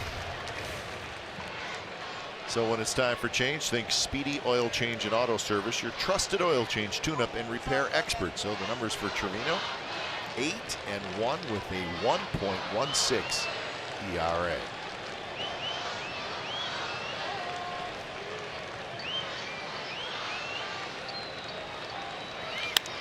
There's a shot. Simeon grabs it in the air. 2 outs. I love those atom balls. Good positioning. Now batting, number 9. It's an absolute linear to the left of Simi. Go ahead, take yourself a step or two, corral it, knock it down. That a bit. Well, that's great. Joe Morgan was saying last night that ball he hit in Boston's a line drive, and it's in the papers that's an out there. Hit hard, but nobody knows how hard it was hit except us. I hadn't even finished saying that flare off the end of the bat, Joe, that won the World Series, and he was saying, no. Machado's going to steal third. It's all right. This thing Jonathan Lucroy did was drop the ball. Gonzalez 2-2 fastball against Fiers and went up and got it and hooked it. Knew it was gone. He hit it too hard to hook it foul. Crushed it. 20th of the season. Mike Fiers gave up his first hit, first run, base runner, everything in one swing of the bat. Right now, seeing if. So 1-1 the count to Grandal. And again, we're seeing a base runner, Chapman, way off the line playing the shortstop position. So Machado, see him in the screen and where Chapman's playing. And with the hard sinker that Trevino throws, that's an important 90 feet that he took on the stolen base. And Machado took off, and he says he balked. Machado's pointing at Trevino, and the umpire saying he balked. Machado took 3 hard steps toward home plate. Well, Trevino, see if he just steps off. He stepped off. That's not a ball. And that's what you do when you see the guy. You step off. That one should have been a strike. Call the ball. So 2-1 the count.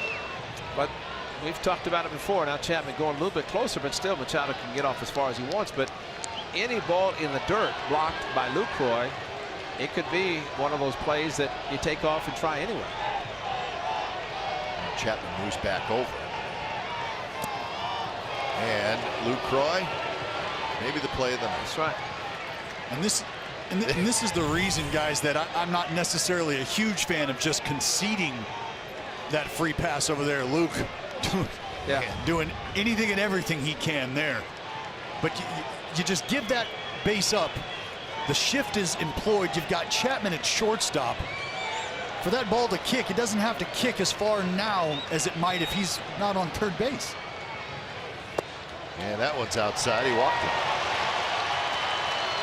Well, the only thing I was saying, because Chapman was off the bag, it would have been throwing to the bag. Oh yeah. Versus and you try that. You hope as a catcher you can do that, but as we always say, down the left field line, you make a mistake, it's a run. First base, you can get away with it, but there are times that you sometimes just give it up. And Lucroy feels confident enough that he can block a ball in the dirt, which he just did. The hard sinker thrown with Grandal at the plate. Yeah, totally okay with Luke eating that one, putting it in his pocket, like you said, Foss. The best thing that happened is he probably dropped it. And here's Dozier. Dozier takes a strike on the inside corner. You say now it's back to normal because with the right-handed hitter, Chapman can play closer to the bag, so the runner Machado cannot get the huge jump or lead off third base. Straightaway defense for the A's against Brian Dozier. And now it's 0-2.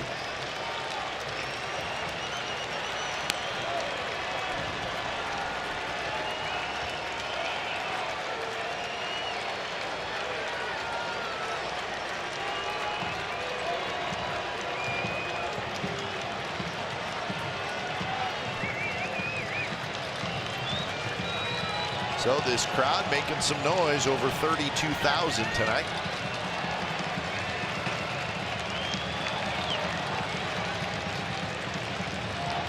Runner goes, the pitch is outside. Lucroy holds onto it. So Grandal will be given a stolen base. Grandal slowed down trying to draw a throw. And maybe thinking with the 2 strikes that if Lucroy had thrown to second, I mean, that was not a full out sprint by Grandal. And looking back, and then right there he slowed down.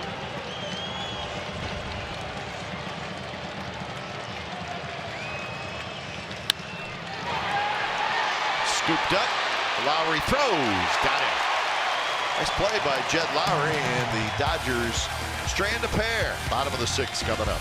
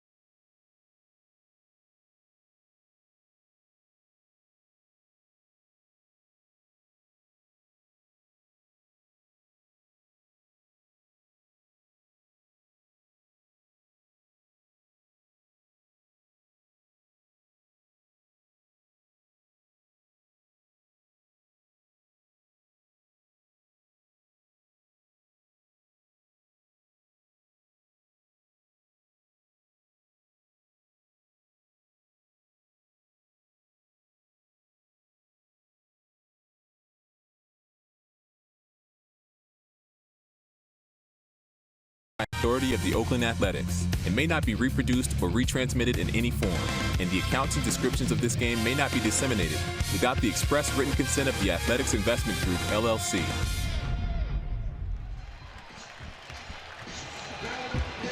A's 2, Dodgers 1, bottom of the 6th inning from the Coliseum. And it'll be Chris Davis to lead it off, followed by Canna and Olson.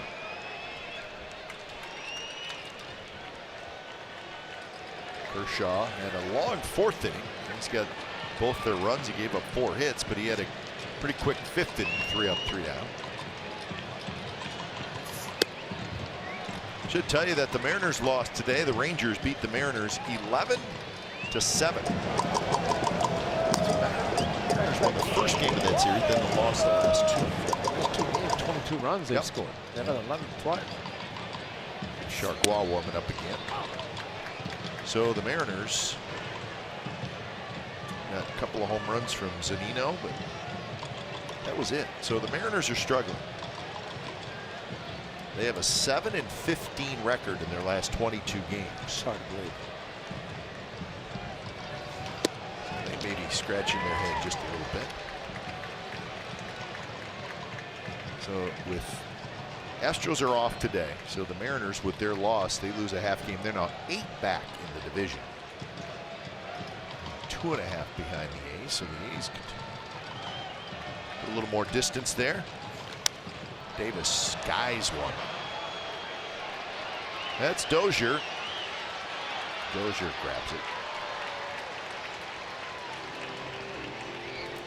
So what's coming up for the A's? Well, they'll head to Anaheim this weekend. The Angels 6-4 versus the A's this year. Mike Trout's been a little banged up, although they think he may be back in the lineup this weekend. And we mentioned the Mariners and their struggles. The A's have done pretty well against the Mariners this year. The Astros and the Rangers. Gonzalez had some big hits across the bay earlier this week. But you know what jumped out at me about the Mariners, Ray, is what they have coming up. They are at Houston Thursday, Friday, Saturday, Sunday. Right. And then they come here Monday, Tuesday, Wednesday. So that's a huge 7-game stretch. Machado slings it across, and that's out number 2. So that's the wild card standings. You see the Mariners the 2.5 games back, but after the Mariners are at Houston and at the A's, they go home to play the Dodgers and the Astros. After that, they go to Arizona. That's a tough stretch. Yeah. You just have to wonder too, the 15 losses, that 7-15, you talk about how many of those have been 1-run losses versus at the time when they seem to be winning every 1-run game. So, you know, if how much you rely on the schedule and your opponents, but that's some good teams that the Mariners are going to have to play. So they're going to have to start playing better baseball soon, wouldn't you say, Dallas? Well, that's the hope. That's the request of the Seattle Mariners, no doubt. And when you think about coming into town and you've got the Astros, the Oakland A's, the way they have played, it's a tough row to hoe for the Seattle Mariners, especially experiencing the struggles they have with the rotation. Yeah, and that's what's always tough when you have a great 3 months of baseball where they're playing great, right? And then all of a sudden you hit this skid and you see the standings kind of slipping away from you a little bit anyways. Listen, they're still right behind the A's, but the thing, it also gets a little frustrating. It's frustrating, but from the Mariners standpoint, you still have August and September. Absolutely. If they were doing this in October, if they got the postseason, as we said, that's doomsday. Stay fair. That one is hooked. Foul, but not by much. Because it's got no chance. Might have knocked down the foul pole. But you know, I think one of the biggest things for the front of the foul pole for the Mariners, they're going to have Robinson Cano coming back Tuesday. Is it Tuesday? Is that the official Tuesday, day? 14th. So how do they accept him, and where does he play, considering he's not eligible for postseason should they make it? 3-2 pitch. Breaking ball is towering foul ball. But as we always say, you just said it best, there's still a whole bunch of games left. In fact, the A's after tonight have 47 games left.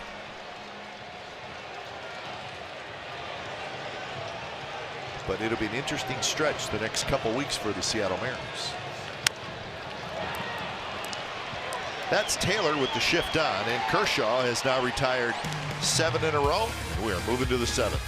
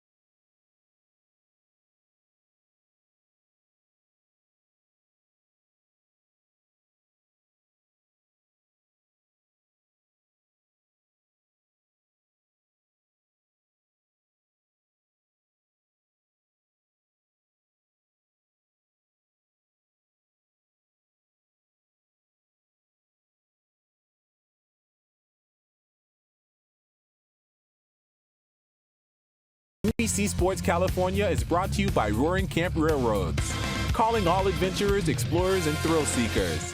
Become a member of Roaring Camp's new Kids Club today.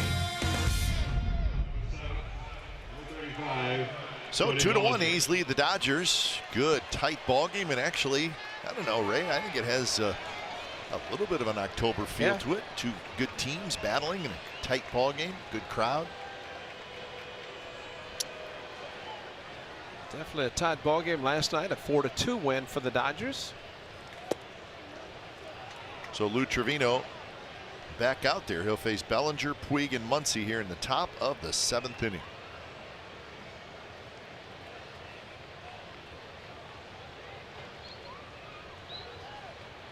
Bellinger a strikeout and a single. Takes inside. Yankees won again. They beat the White Sox 7-3. Giancarlo Stanton at a grand slam. He's got 27 home runs this year.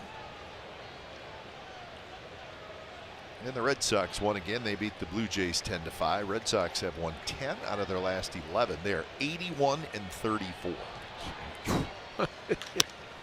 Base hit left field. Bellinger goes the other way. Chapman playing in a little bit, and he dove for it, could not quite get it.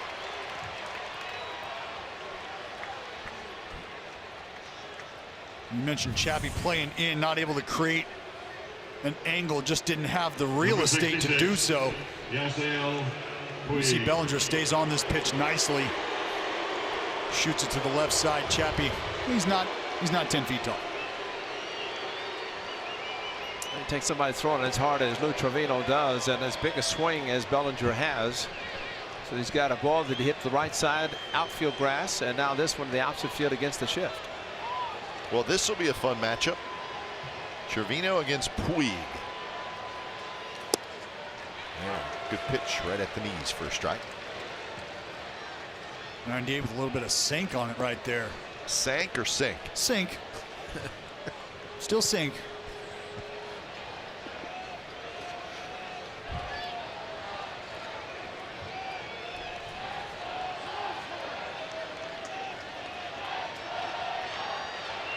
Puig has lined to short and hit a long fly ball to right center field.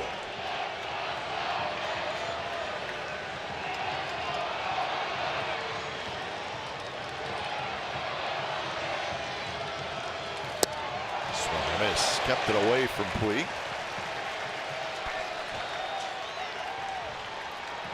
Just challenged him and got the first pitch strike, and at 96 in the lower part of the strike zone. Not much movement except just thrown hard.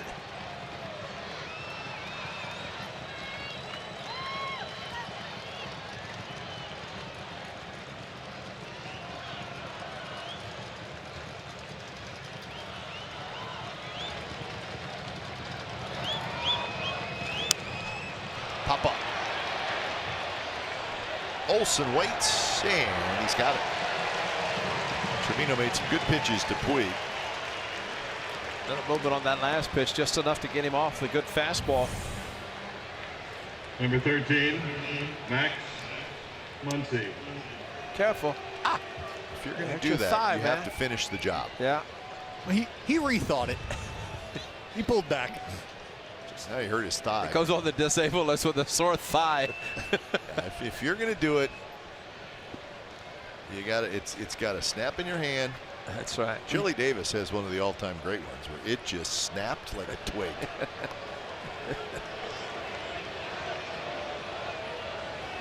Muncy takes low. That's Muncy with a line single in the 5th.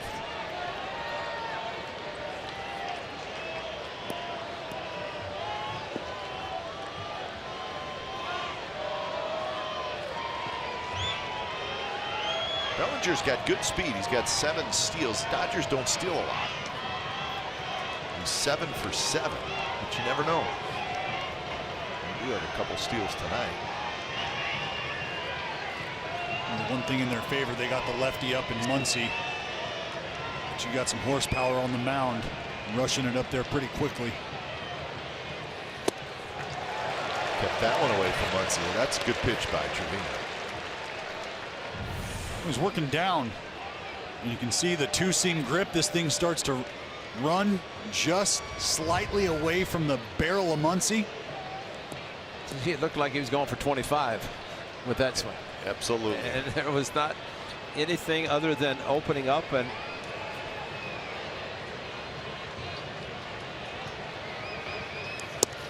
strike on the inside corner. Man, that's a good pitch. Planted it 97 miles an hour. But especially after the previous pitch outside where it really opened up and then they painted on the inside part of the plate as Muncy backed up. That is dot. I mean, that's right on the inside. I mean, when see, he's not happy with the call, but It's a strike. it's a strike. Exactly.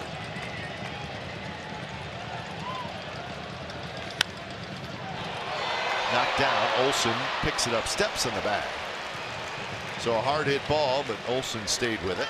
I think Olson right there was trying to think about catch, tag the bag, throw to second, and get a double play that way.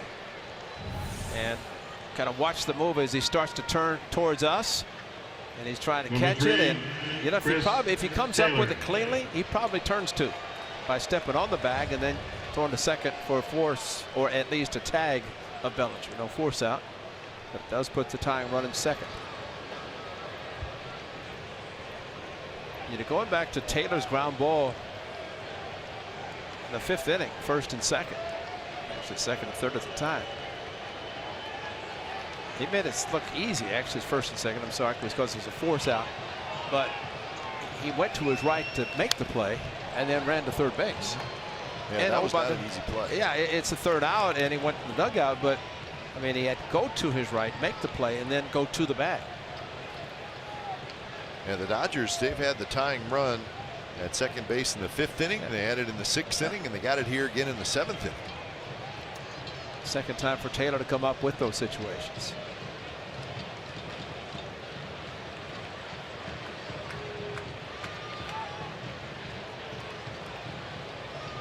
Kind of what good teams do. We see the A's do it all the time. They just keep putting pressure on. Yeah. Luis Familia starts to throw.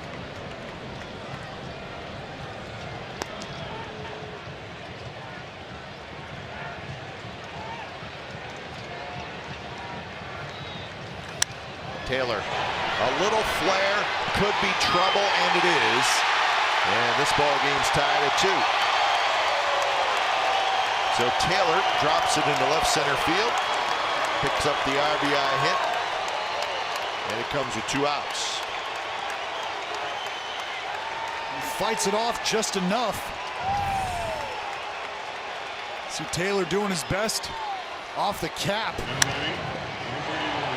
Tough read, a full swing. Canna in charging. Nobody had a play out there in the outfield. Chris Taylor living right, drops it into no man's land, and the Dodgers got a tie ball game.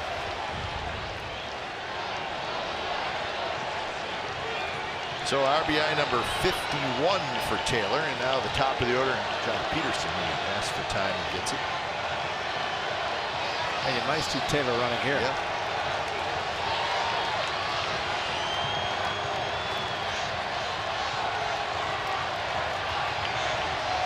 Got a big lead. See, that's one of the things there about Olson and the play that put the tying run at second and ends up getting the base hit. But I think in hindsight, Olson just could not come up with a hard hit ball by Muncy, and that's the difference in allowing Bellinger to get in scoring position.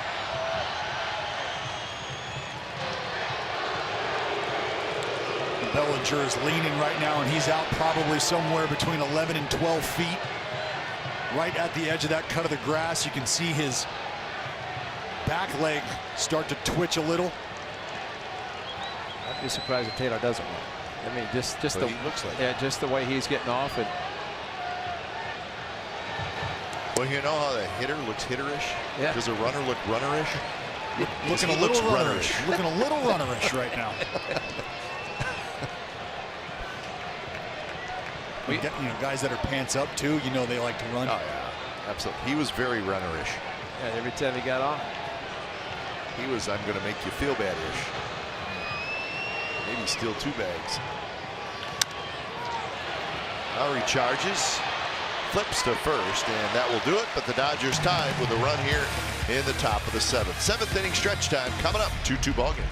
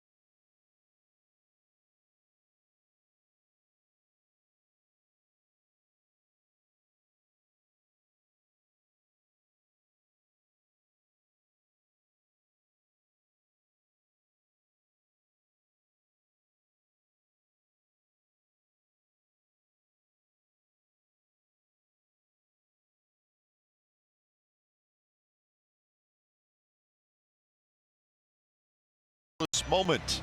August 29th of 2003, as a member of the Los Angeles Dodgers, Rickey Henderson steals base number 1,406, the last of his career.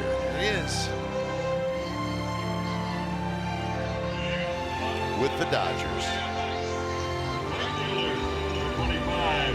It's the grand finale. So Rickey in a Dodger uniform just doesn't look quite right. Yeah, because that's why he wore 25.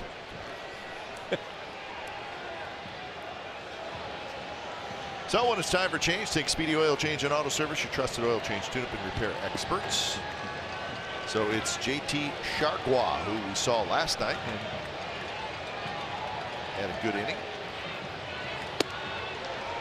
He'll face Piscotty, Mariano, and Lucro.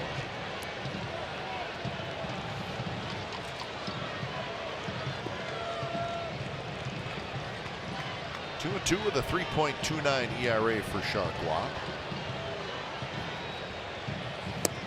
He pitched the 8th inning last night. He faced Chapman, Lowry, and Davis and went through them 3 up, 3 down.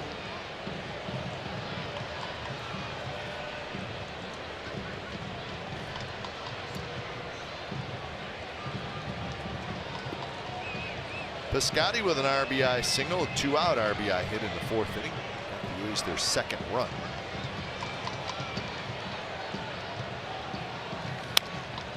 Bounced foul.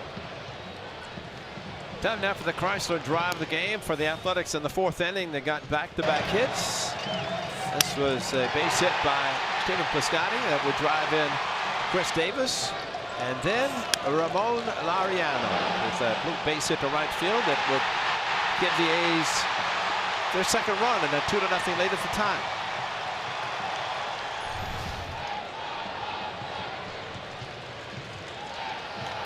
The 0-2 pitch tapped towards short. That's Taylor, who throws in time. So 1 away here in the 7th.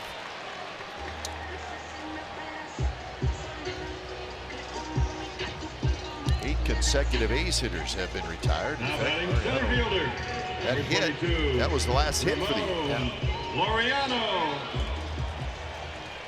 I just think if Nomar Garciaparra were here tonight, then you'd have Ramon and Nomar. That's right. Nomar, Ramon backwards, but Nomar Garciaparra is with the Dodgers on the television crew, mostly home games and stuff in the studio. Of course, Dodger radio. I saw you talking to Rick Monday, former Oakland A. Talked to Monty Moore today, and Monty talking about Rick Monday, was the #1 draft choice in 1965. Monty told a great story about brought him in. Charlie brought him in to take batting practice at Municipal Stadium. Okay. A 40-foot fence in right field, and Rick said, "I'm not going to play here. I can't hit home runs here." That's too high of a fence. There's the great Rick Money with Charlie Steiner. Was that where the animals were on the other side? No, that was down the left. That was down the left field line. Okay. Rick Mundy. Oh, what a play! Machado leaps up and took a double away from Laureano. I mean, plays like that are game-changing plays. That's right. That was a double, like you said, especially with the speed of Laureano. Machado, mostly shortstop, but Turner tonight is a DH. So this ball again timed perfectly, and we saw the one hit that Simeon caught. And just like with Simeon, Machado had to time it perfect. Here's the breakdown. His career fielding. Offensively a little better as well over the course of his career as a shortstop as opposed to third base. Well, that's going to come into play where he signs his huge contract next year.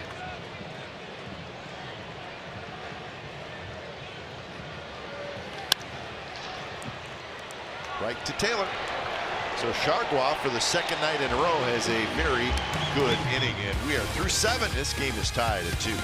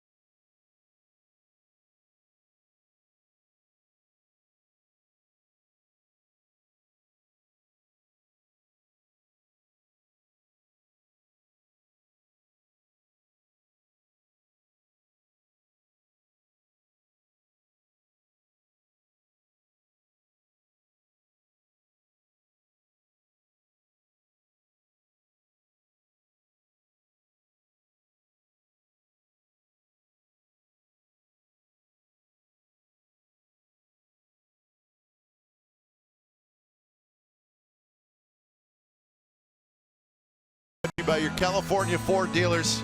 Sit back and enjoy it, baby. This is a Ray Fosse World Series home run off Don Sutton. Almost went into the second deck. Yeah, right. All I know is a hanging curveball. It's all right. Tell you, Foss, StatCast had that at 118 off the bat, a 56-degree launch angle, 4,000 feet away from the dish here. Absolutely. One of the longest home runs in World Series history, but that was Game 5, right? That was it. Yeah. That was the clincher. Yeah. Game 5, and one of the most memorable was Joe Rudy and Mike Marshall was pitching the smoke bomb in left field. There's a lot of things happened in Game 5, including the Billy Buckner trying to stretch a double into a triple and thrown out. Yeah, but see, we don't announce with any of those guys. So that was a good moment. Well, great Monty Moore was on the mic making the call, so it's Dinger? Dinger time. Fosse Dinger? Dinger time. So when it's time for change, think Speedy Oil Change and Auto Service, your trusted oil change, tune-up, and repair expert. So Familia comes in, 48th appearance overall. And he's got him on the 21st of July. Looks like the swing, and it was by Machado. So 1-2 the count. Well, Familia just good stuff and just went too far with the swing to Machado. Really That could have been called by the home plate umpire, but always good to see him defer to the corner.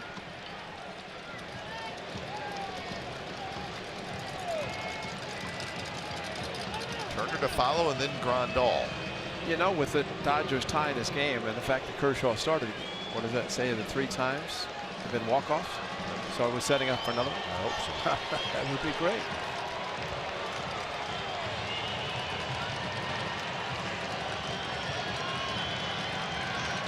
Machado doubled into 6 with 1 out, but the Dodgers could not get him home.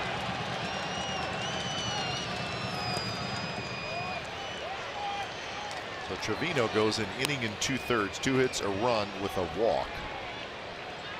After Fiers went 5 1/3 in his A's debut.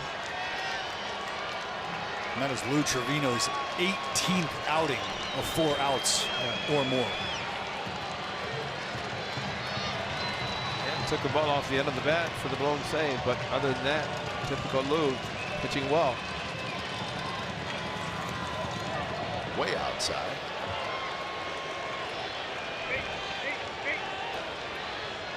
Well, you got to block 2 strikes just in case the hitter swings, and Jonathan Lucroy going out, check the right hand. He uses the bare hand, slaps the ball into his glove, but it looked like he hit him flush, did not go off the tip of the fingers. That's what you do.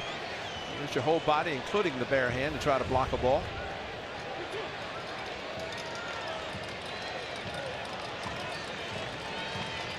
Fastball, see if you can get him to go after him. A little pop-up as that pitch was way in on Machado. It would have been ball 4. And you can see Manny looking at the bat right there. That ball hit below the pine tar. You're right. Number 10. Kitchen Justin City, and he pulled the Turner. hands in, but Kike, you're right, and almost like a self-defense swing. And if he lets it go, it's probably ball 4, but started the swing, did make minimal contact. So 1 away. Here's Justin Turner. Turner is 0 for 3. He has not been in agreement with home plate umpire Mike Malinsky. Actually, in the 6th inning, though, with Machado at second base, he hit a line shot right at Simeon.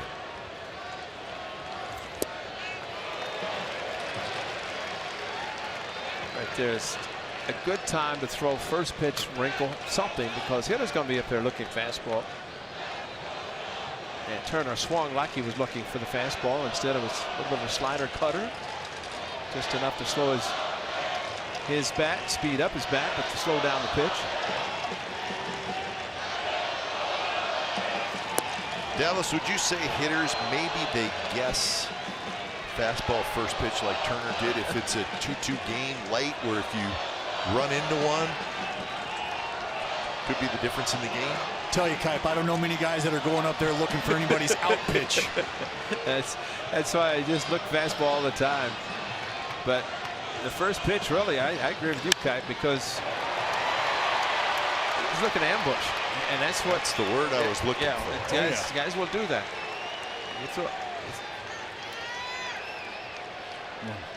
JT, obviously, he's a heater, or a heater hunter, if you will. Gets that 2-seamer, that deadly 2-seamer from Familia, working its way back over the plate. Gives JT an opportunity to get bat to ball. And you've seen Familia use that 2-seamer. We saw it against Machado, bore it in on the hands. Trying to go away, just gave him enough to handle. Here's Yasmani Grandal, a strikeout, a homer, and a walk. Shift is on. And the first pitch, just a little bit low from Familia. Grandal, his home run in the 5th was a solo shot. It was his 20th of the year. He's got 57 RBIs.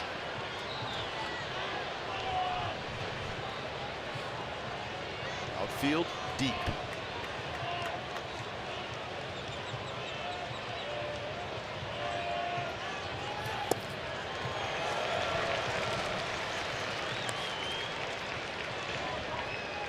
Dodgers bullpen is quiet. A's bullpen quiet.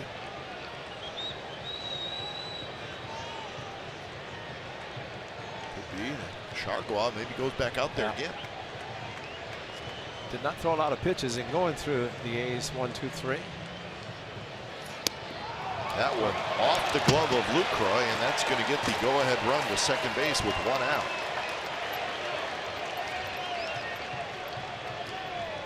So that one just popped off the glove of Lucroy. It looked like the ball just moved. Maybe unexpectedly it moved right there.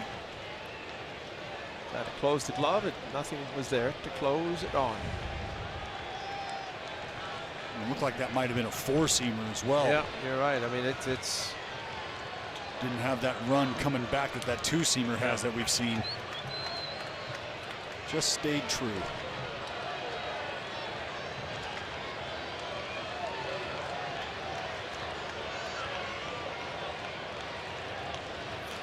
The 2-1 pitch popped up foul over the A's dugout. So the count even at 2-2.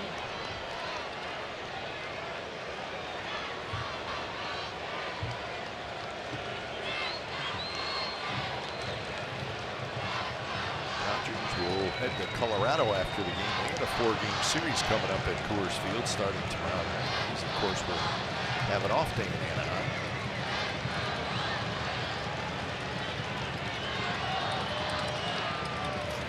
Swing, miss, he struck him out on a ball breaking down and in sharply.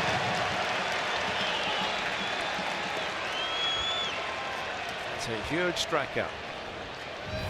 Big time. They go back foot bonanza here with that slider. Yasmani swinging just over the top. And see that nice tight rotation, good finish, and a great job by Luke to swing out and kick out. See there, didn't have to block it, but you never know.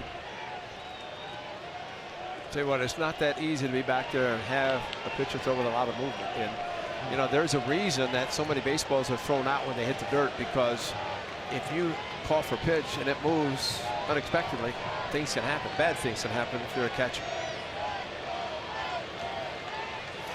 First pitch to Dozier, strike on the inside corner.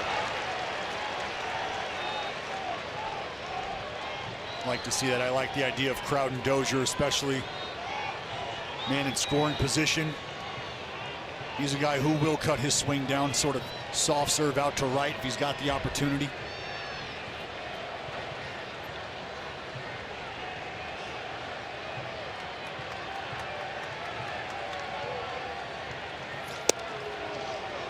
Just missed outside. So Familia got the call on the inside corner, did not get the call on the outside corner. Did I just see a wow? Sure did. Well, he's forgetting about the first pitch, which was a little bit inside, and he got the strike.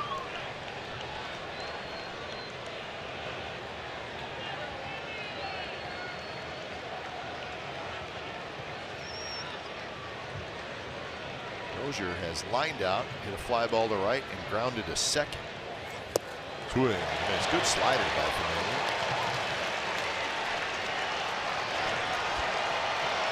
He went back outside. He's gone inside once, but then back-to-back pitches outside, and that was off the plate.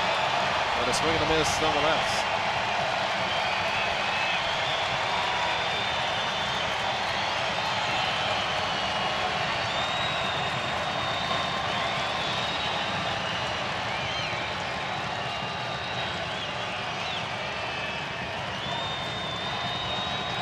Doing his best to keep Turner somewhat close at second base. He gives ground in the 1-2 pitch. Just got a piece of it. There's that slider again. He just is able to get enough to fight this pitch off. You can see that front hip of Dozier. He's thinking, I'm not going to get beat inside. Yeah. And he's swinging just exactly that way. Yep, but he's trying to fight off that slider. So if I'm Familia and Lucroy here, I'm going to see if I can get the fish to bite, take him out maybe 2 inches a little farther. Well, the nice thing is that Lucroy wanted the pitch down. It was down, and Dozier just barely ticked it.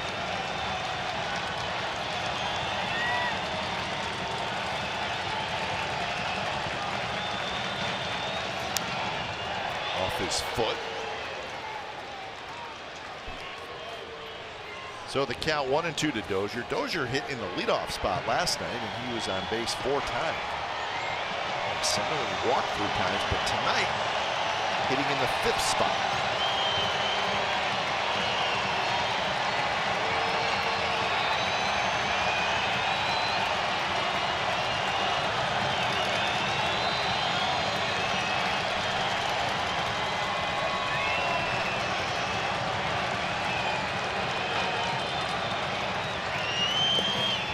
Just outside, nice play by Lucroy. And this is not an easy job for Jonathan Lucroy. Granted, he missed a ball to have the runner get in a scoring position, but then the important thing is for Amelia to keep the ball down. Lucroy doing a good job of blocking them, and you're not going to have too many mistakes with pitches down like that.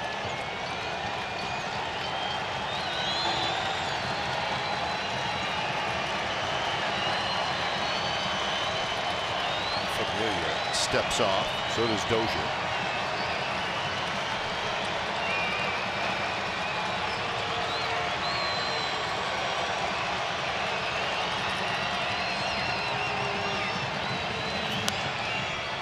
Runner was going and the ball's popped up foul. So Turner decided to take off on a 2-2 count. But you notice again, and Matt Chapman looked in the dugout. Chapman went to the back. That's the whole left side of the infield to open up. Got 2 strikes, and once he goes and vacates his positioning, and you know they've talked to him about it, but it's just an instinct more than anything that he just keeps going. And he looked in the dugout after that happened, and maybe getting word that if Turner runs again, just keep your position, especially with 2 strikes. Marcus also said something to him. They were talking back and forth. Because you vacate, it's a whole left side of the infield that opens up, and again we've seen hitters attempt to pull the ball into that open space. 2-2 pitch, got him with a slider. So Familia stayed with that slider, and he finally got Dozier, and the go-ahead run is stranded at second base. Bottom of the 8th coming up. 2-2 ball game.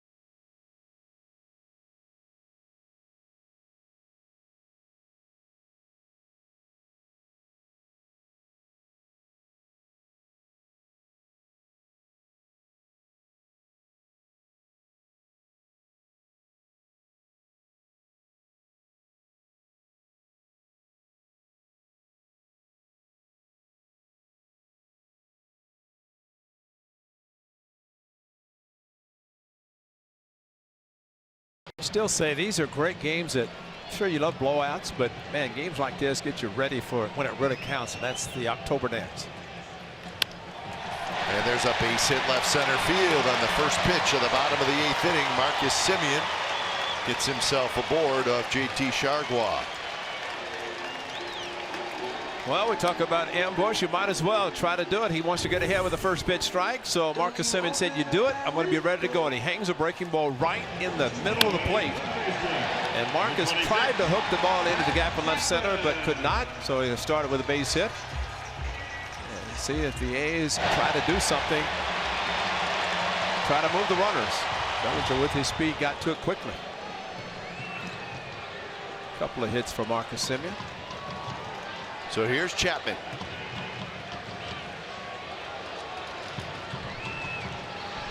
First pitch to Chapman. He's in the dirt. And the Dodgers, they look up and see that the Diamondbacks won today. They beat the Phillies 6-0 in Arizona. So right now, the Dodgers and the Diamondbacks are tied for the top spot in the National League West. There you go. Rockies lost. So that's a pretty good race. Dodgers, Diamondbacks, Rockies, all three of those teams made the postseason last year. The Dodgers will leave here and head to Colorado. That should be a good series. And the A's flew back Sunday, picked up an hour. They lose the hour.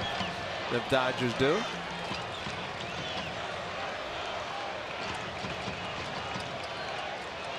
Yeah, but the hour that we got back, we lost driving to the Denver airport. That's a great point. And not only that, lost 3 straight. Yeah, that's true. Maybe it seemed longer than it seemed was. longer, yeah. Yeah, I was in the booth talking to the Bulldog, Oral, and Joe Davis, and they asked me, how was Colorado? I said, next question. I wasn't there, and I don't want to talk about it.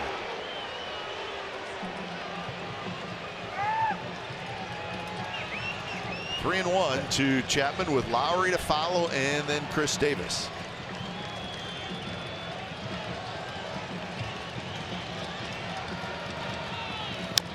Chapman rolls at foul. Chargois, pretty good downward movement on that pitch. And with that in mind, Marcus Semien with a good speed, and Chapman can make any sort of contact on one of those sinking fastballs. Good opportunity for him to take off on 3-2. I always like that, you know, just because it says the hitter, you look down, you get the sign that he's going to be running. So, okay, I have to make contact. So, you know, I need to do something. It's out of the strike zone, let it go, but man, you don't want to be up there swinging wild at a pitch and missing. Marcus goes, and the pitch is rolled foul. You know, I think that's why it's important to have a sign versus green light. You know, a green light, there's usually no sign given unless it's a stop sign.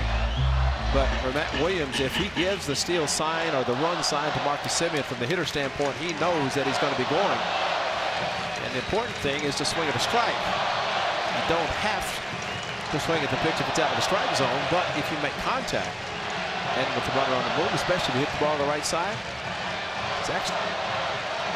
Runner goes again, and the ball is flared to center, and it's going to be caught. Bellinger's throw to first is luckily a little bit offline. That ball just hung up. I thought off the bat it had a chance to fall, but Bellinger came hustling in and made a nice play. Well, the one thing you don't want if there is a guy running is that fly ball, but you're right. And then for Bellinger just to throw it like a first baseman, maybe. They played first last night. He did not make a strong throw, and Semien, once he saw it, got to get back, and he's fortunate, like you said, that the throw was offline. Now Pedrica there is the first base coach telling him stand up or slide. So 1 out, and here's Lowry. So Lowry will hit from the left side for the first time tonight. He was 0 for 3 against Clayton Kershaw. He's got 6 hits off Kershaw. 4 of them came in the same inning. We saw Dylan Floro last night. He's up again tonight.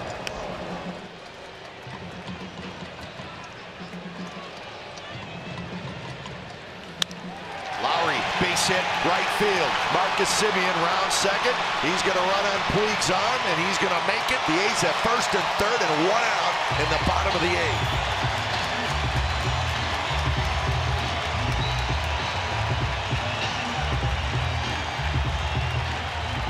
With no waiting around for that man, Jed. Gets something he likes early. Drops the head on 94. Puig shaded to the left center alley.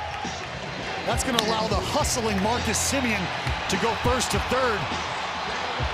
You see Puig coming up, a strong throwing arm. Just not enough mustard for Marcus Semien.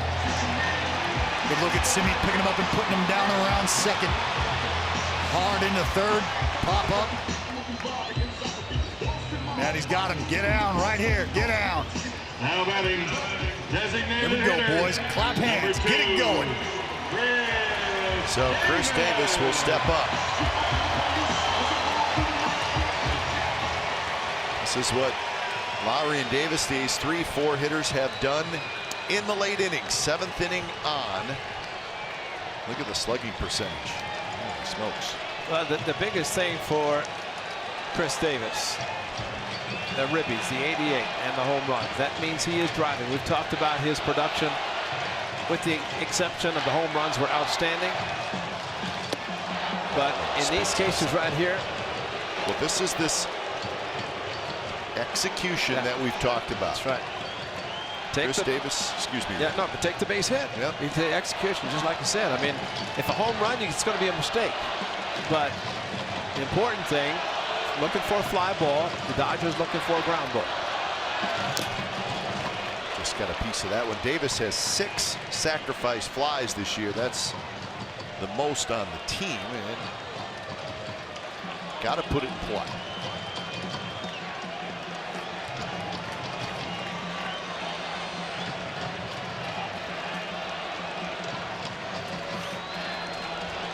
They're shading Chris Davis way over in right field. Puig, like a severe left-handed pull hitter where he's playing right field.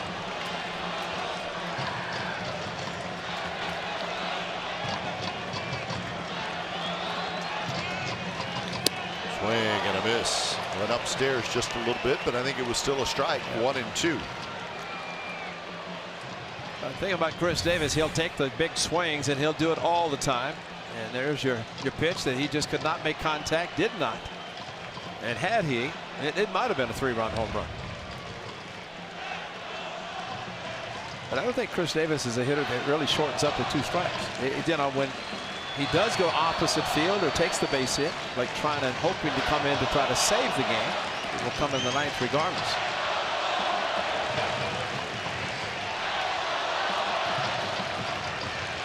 One-two pitch, and he got a fastball out over the plate, and it looked like Grandal wanted the ball inside to Chris Davis.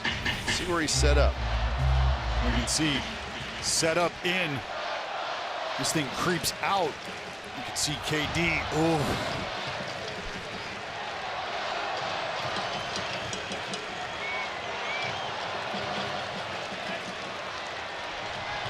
So another 1-2 pitch. Here it is. Pop-up foul. And that one did get in on Davis, so they're trying to bunch him up. Yep.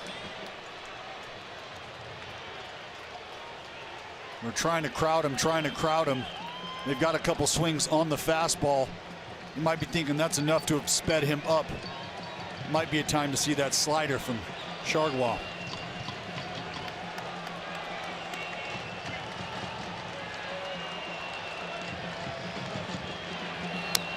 And he got the slider, and you know what? That's a good pitch and a good job of hitting by Davis. Well, and you know, I think his swing is more suited for a breaking pitch than a fastball, and goes down and, you know, is able to make contact.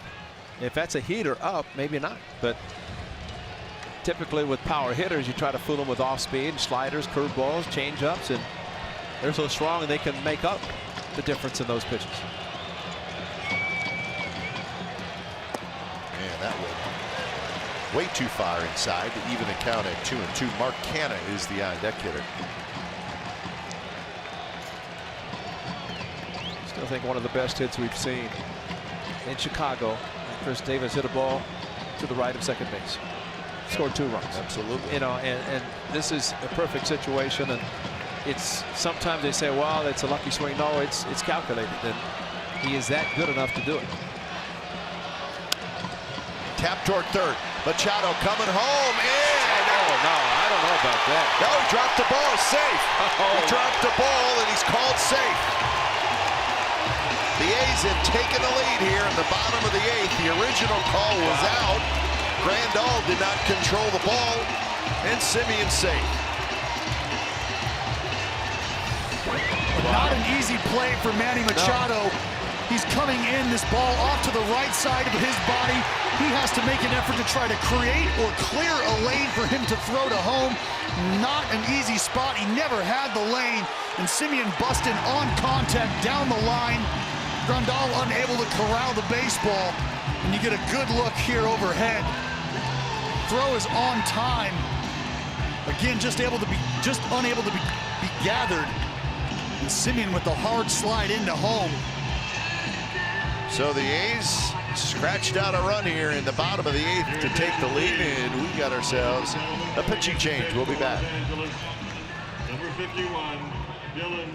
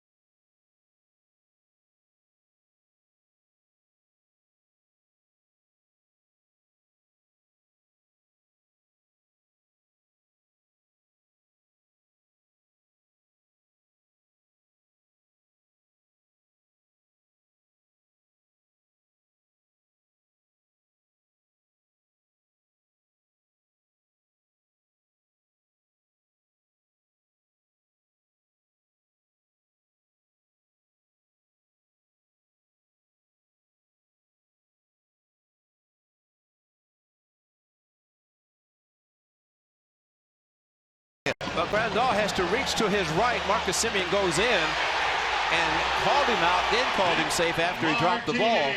But Grandal gave him the lane. Marcus Simeon went to the plate, but really surprised that Mike Walensky called him out immediately without really making sure that he even caught the ball, which he didn't. He never had the ball. And then he saw that the ball had fallen out.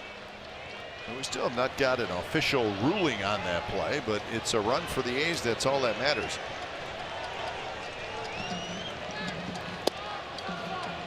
So it's a fielder's choice RBI. So the new pitcher is Dylan Floro. Floro, he pitched last night, but faced just one hitter. In fact, he faced Nick Martini. Yes, he did. Pinch hitting. And that's what's happening right here. Martini is hitting for Canada. He struck him out last night. See what happens tonight.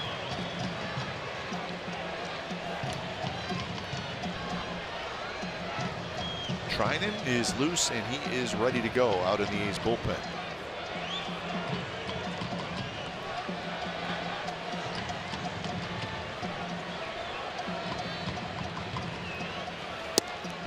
Takes inside, and now it's 3-0.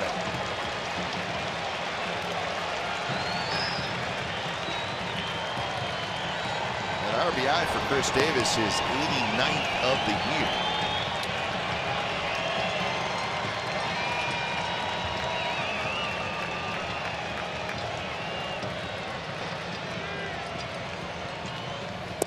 Martini taking all the in for a strike. Now in the top of the 9th, the Dodgers will have Bellinger, Puig, and Muncy. If anybody were to get on, Chris Taylor. We've heard that scenario before, haven't we? Yeah. Had it a few times tonight. Everybody in that Dodger lineup has good power. That's why an extra run here would be nice. So 3-2.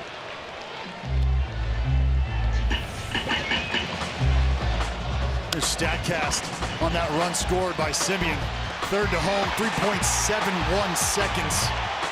But it was really the aggressiveness from first to third and then the hard slide into home there that puts a bow on that play.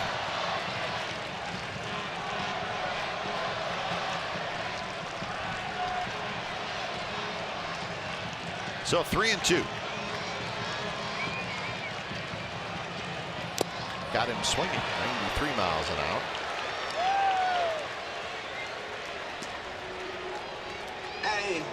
Well, from 3-0 to 3-2, we saw that with Clayton Kershaw a couple of times with Jen Lowry, and just challenged him. A little movement going down with a 91 mile an hour fastball. And Martini, the uncharacteristic part about him, he opened up. Normally, he is the type of hitter that goes opposite field with a lot of things. For Chris Davis, since 2016, 79 runs batted in, put him Hayes ahead, the go-ahead RBI. Well, this one came in the 8th inning. Olsen fouls him straight back.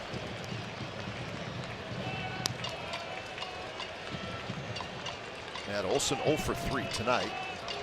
He was 0 for 4 last night. So a quiet series so far. Base hit here would be a wonderful thing.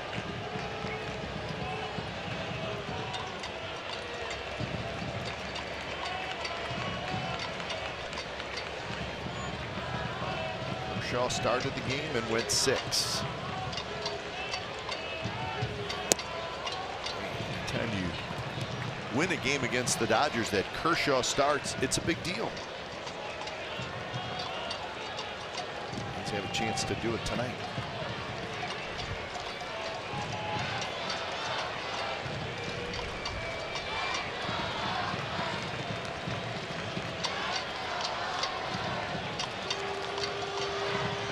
Steps out. Olsen never moves.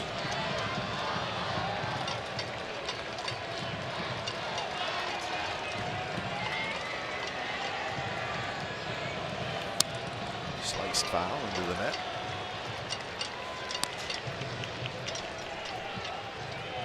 $32,062 is the crowd tonight. Last night, 33,654.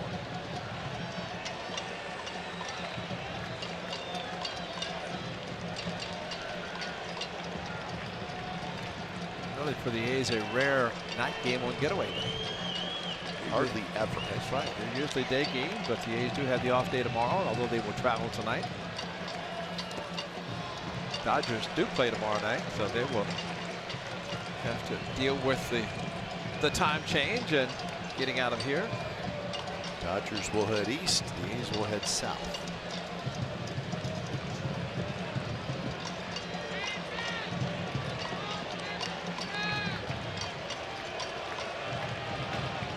Two and two the count to Olsen.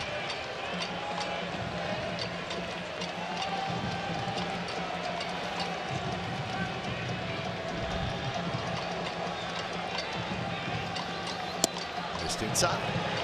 So that'll get the runners moving. Well, we talked about Chris Davis hitting the ball to the right side. Well, same with Matt Olsen. A whole lot of left side of the infield open up, and seeing him shoot the ball to the opposite field. You know, with these Dodger uniforms, bro, you can barely see them in the outfield. Hardly know where they're positioning. They're out there somewhere. Lowry and Davis go. The ball's bounced up the middle. Taylor steps on the bag. Side retired. A's gonna run. Fielder's choice RBI for Chris Davis. So 9th inning coming up. A's leading 3-2.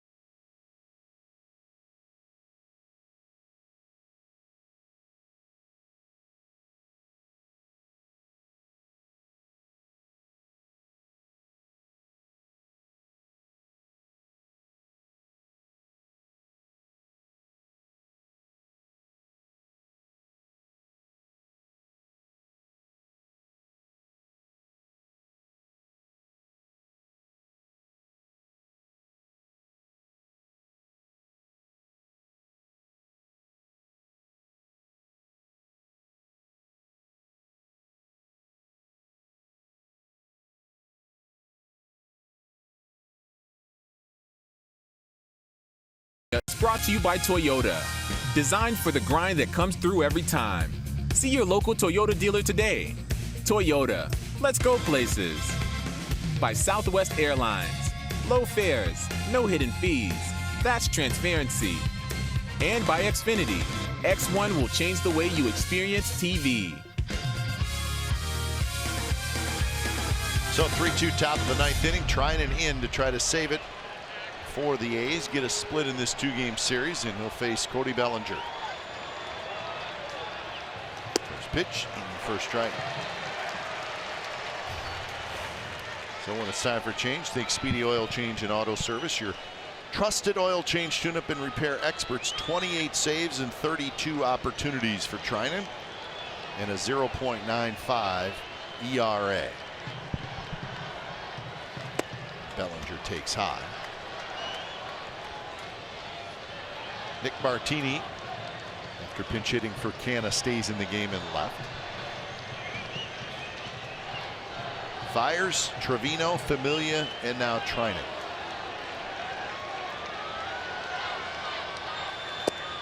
Outside corner, strike 2 called, 1-2. Puig to follow, and then Muncy.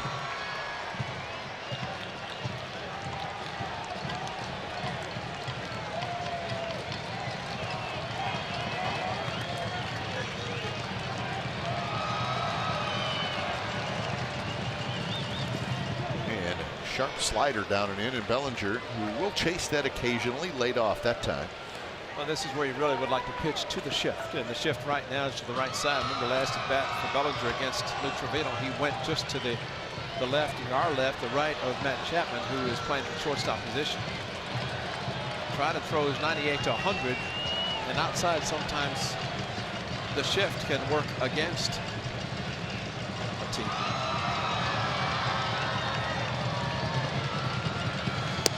Pitch a little bit inside. Good take by Bellinger, and now it's a full count.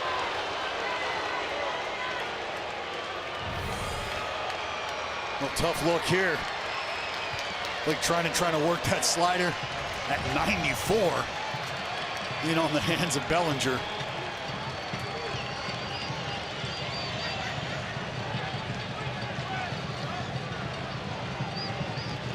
So full count. Big pitch coming up to Bellinger, who's 2 for 3, 2 singles, and then he scored a run. And he got it. Slider down and in, and Bellinger chased it. You can throw the slider anywhere close to the strike zone on 3 and 2. You're going to get most hitters. So that is out number 1. Check this out. 7th inning or later. Pitching wise for the A's in the American League, 2nd best ERA, so that's all about the bullpen opponent's average. 2nd, whip, 3rd, and then you get to the offense. Those ranks are in the major leagues. 2nd best batting average, 1st in slugging, 1st in home runs, 1st in runs scored. Again, that's from the 7th inning on, and we've seen it. Well, heck, we've seen it from day 1, right? They got a walk-off in extra innings on opening day. That's right. 3-run home run by Chris Davis, followed by solo Matt Olson, and Simeon with a walk-off after the triple by Boog Powell to left field.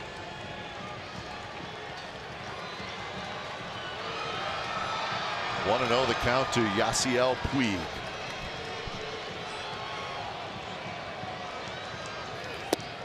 Sinker.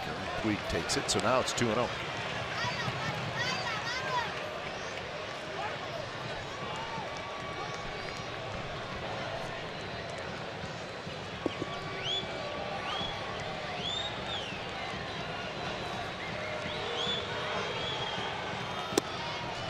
He was taken all the way, and it's in for a strike. You know, it's not a bad take if you're a hitter, simply because of the sinking action from Blake Trinan.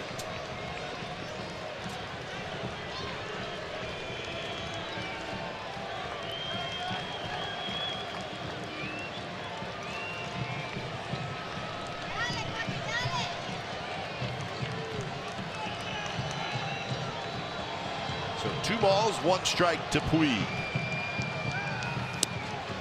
Off the plate at 97. Now it's 3-1.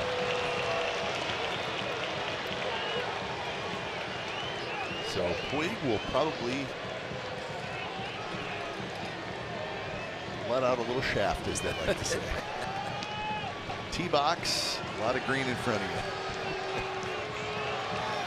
And he did. Fouled it toward Dallas. But the problem, again, when you're facing Blake Treinen, who can throw a super sinker at 98 to 100, you can let out the shaft, but it doesn't mean it's going to be a four-seam fastball. Absolutely. And that's the difference. And the surgery after a pretty good left-hander named Tommy John, because he could do that. He didn't throw as hard as Treinen, but a lot of movement. That's hard to gear up on a 3-1 fastball if there is any movement. Payoff pitch, here it is. And Puig took it. Puig stares into Treinen, don't know what he's up to.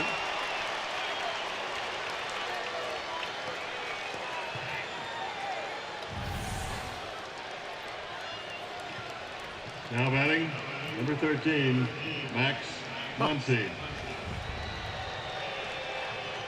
Well, maybe he just doesn't like Blake Treinen. And I don't think Blake Treinen ever backs down to anybody when it comes to. He was challenging him. He just threw the ball low. It wasn't. It's almost like Puig was looking at him like, you're afraid to pitch to me. Well, I don't think he wanted to walk you. So here's Muncy.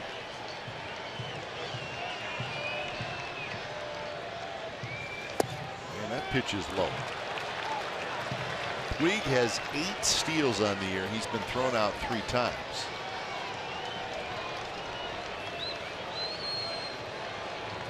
Well, the outfield is deep, and of course, playing no doubles, extremely deep. He's in the white uniforms. You can clearly see them, and they are very deep. Laureano is out there in their first drive. Simeon shifted towards second base.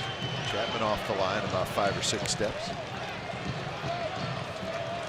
It's the career stolen base numbers for Puig. Not a great percent.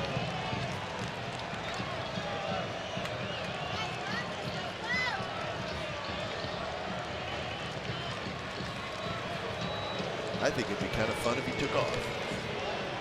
Throw him out. Ballpark would erupt either way.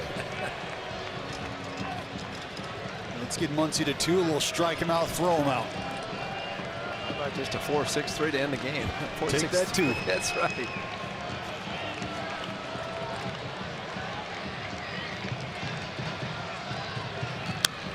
Let's see. That pitch was probably a little more hittable than Treinen wanted. It was up, although it did have some movement away from Muncy. Well, if you've hit 24, you want to try to make it 25, and we have seen Muncy with his approach opening up. That, though, was the pitch that maybe an opposite field shot would have been better in that particular case.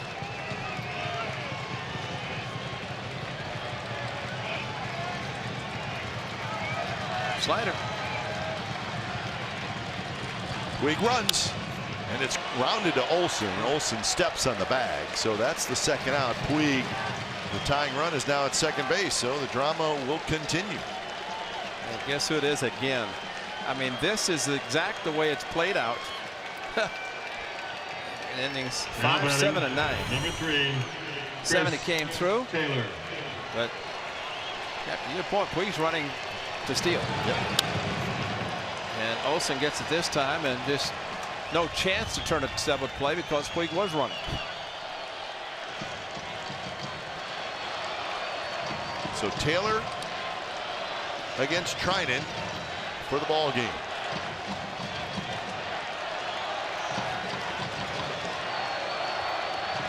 So I think Bob just said if Puig goes, don't throw. Right. Well, and that's the same for Chapman at third to hold the position. Because remember, he fielded the ball back in the 5th inning, a ball down the line.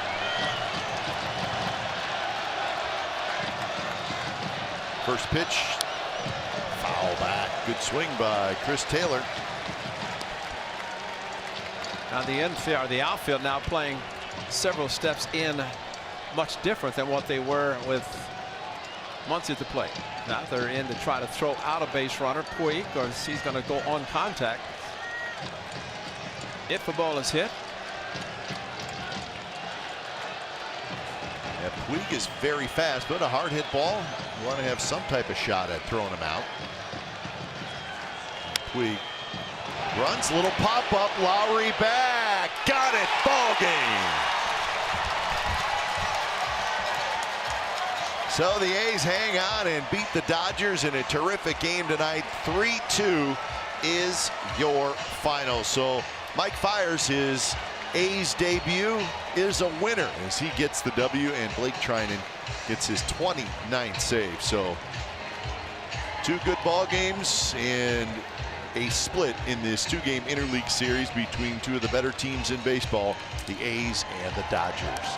Well, tonight's game took right at 3 hours, and it was played in front of 32,062. The final score tonight from the Coliseum, the Athletics 3 and the Dodgers 2.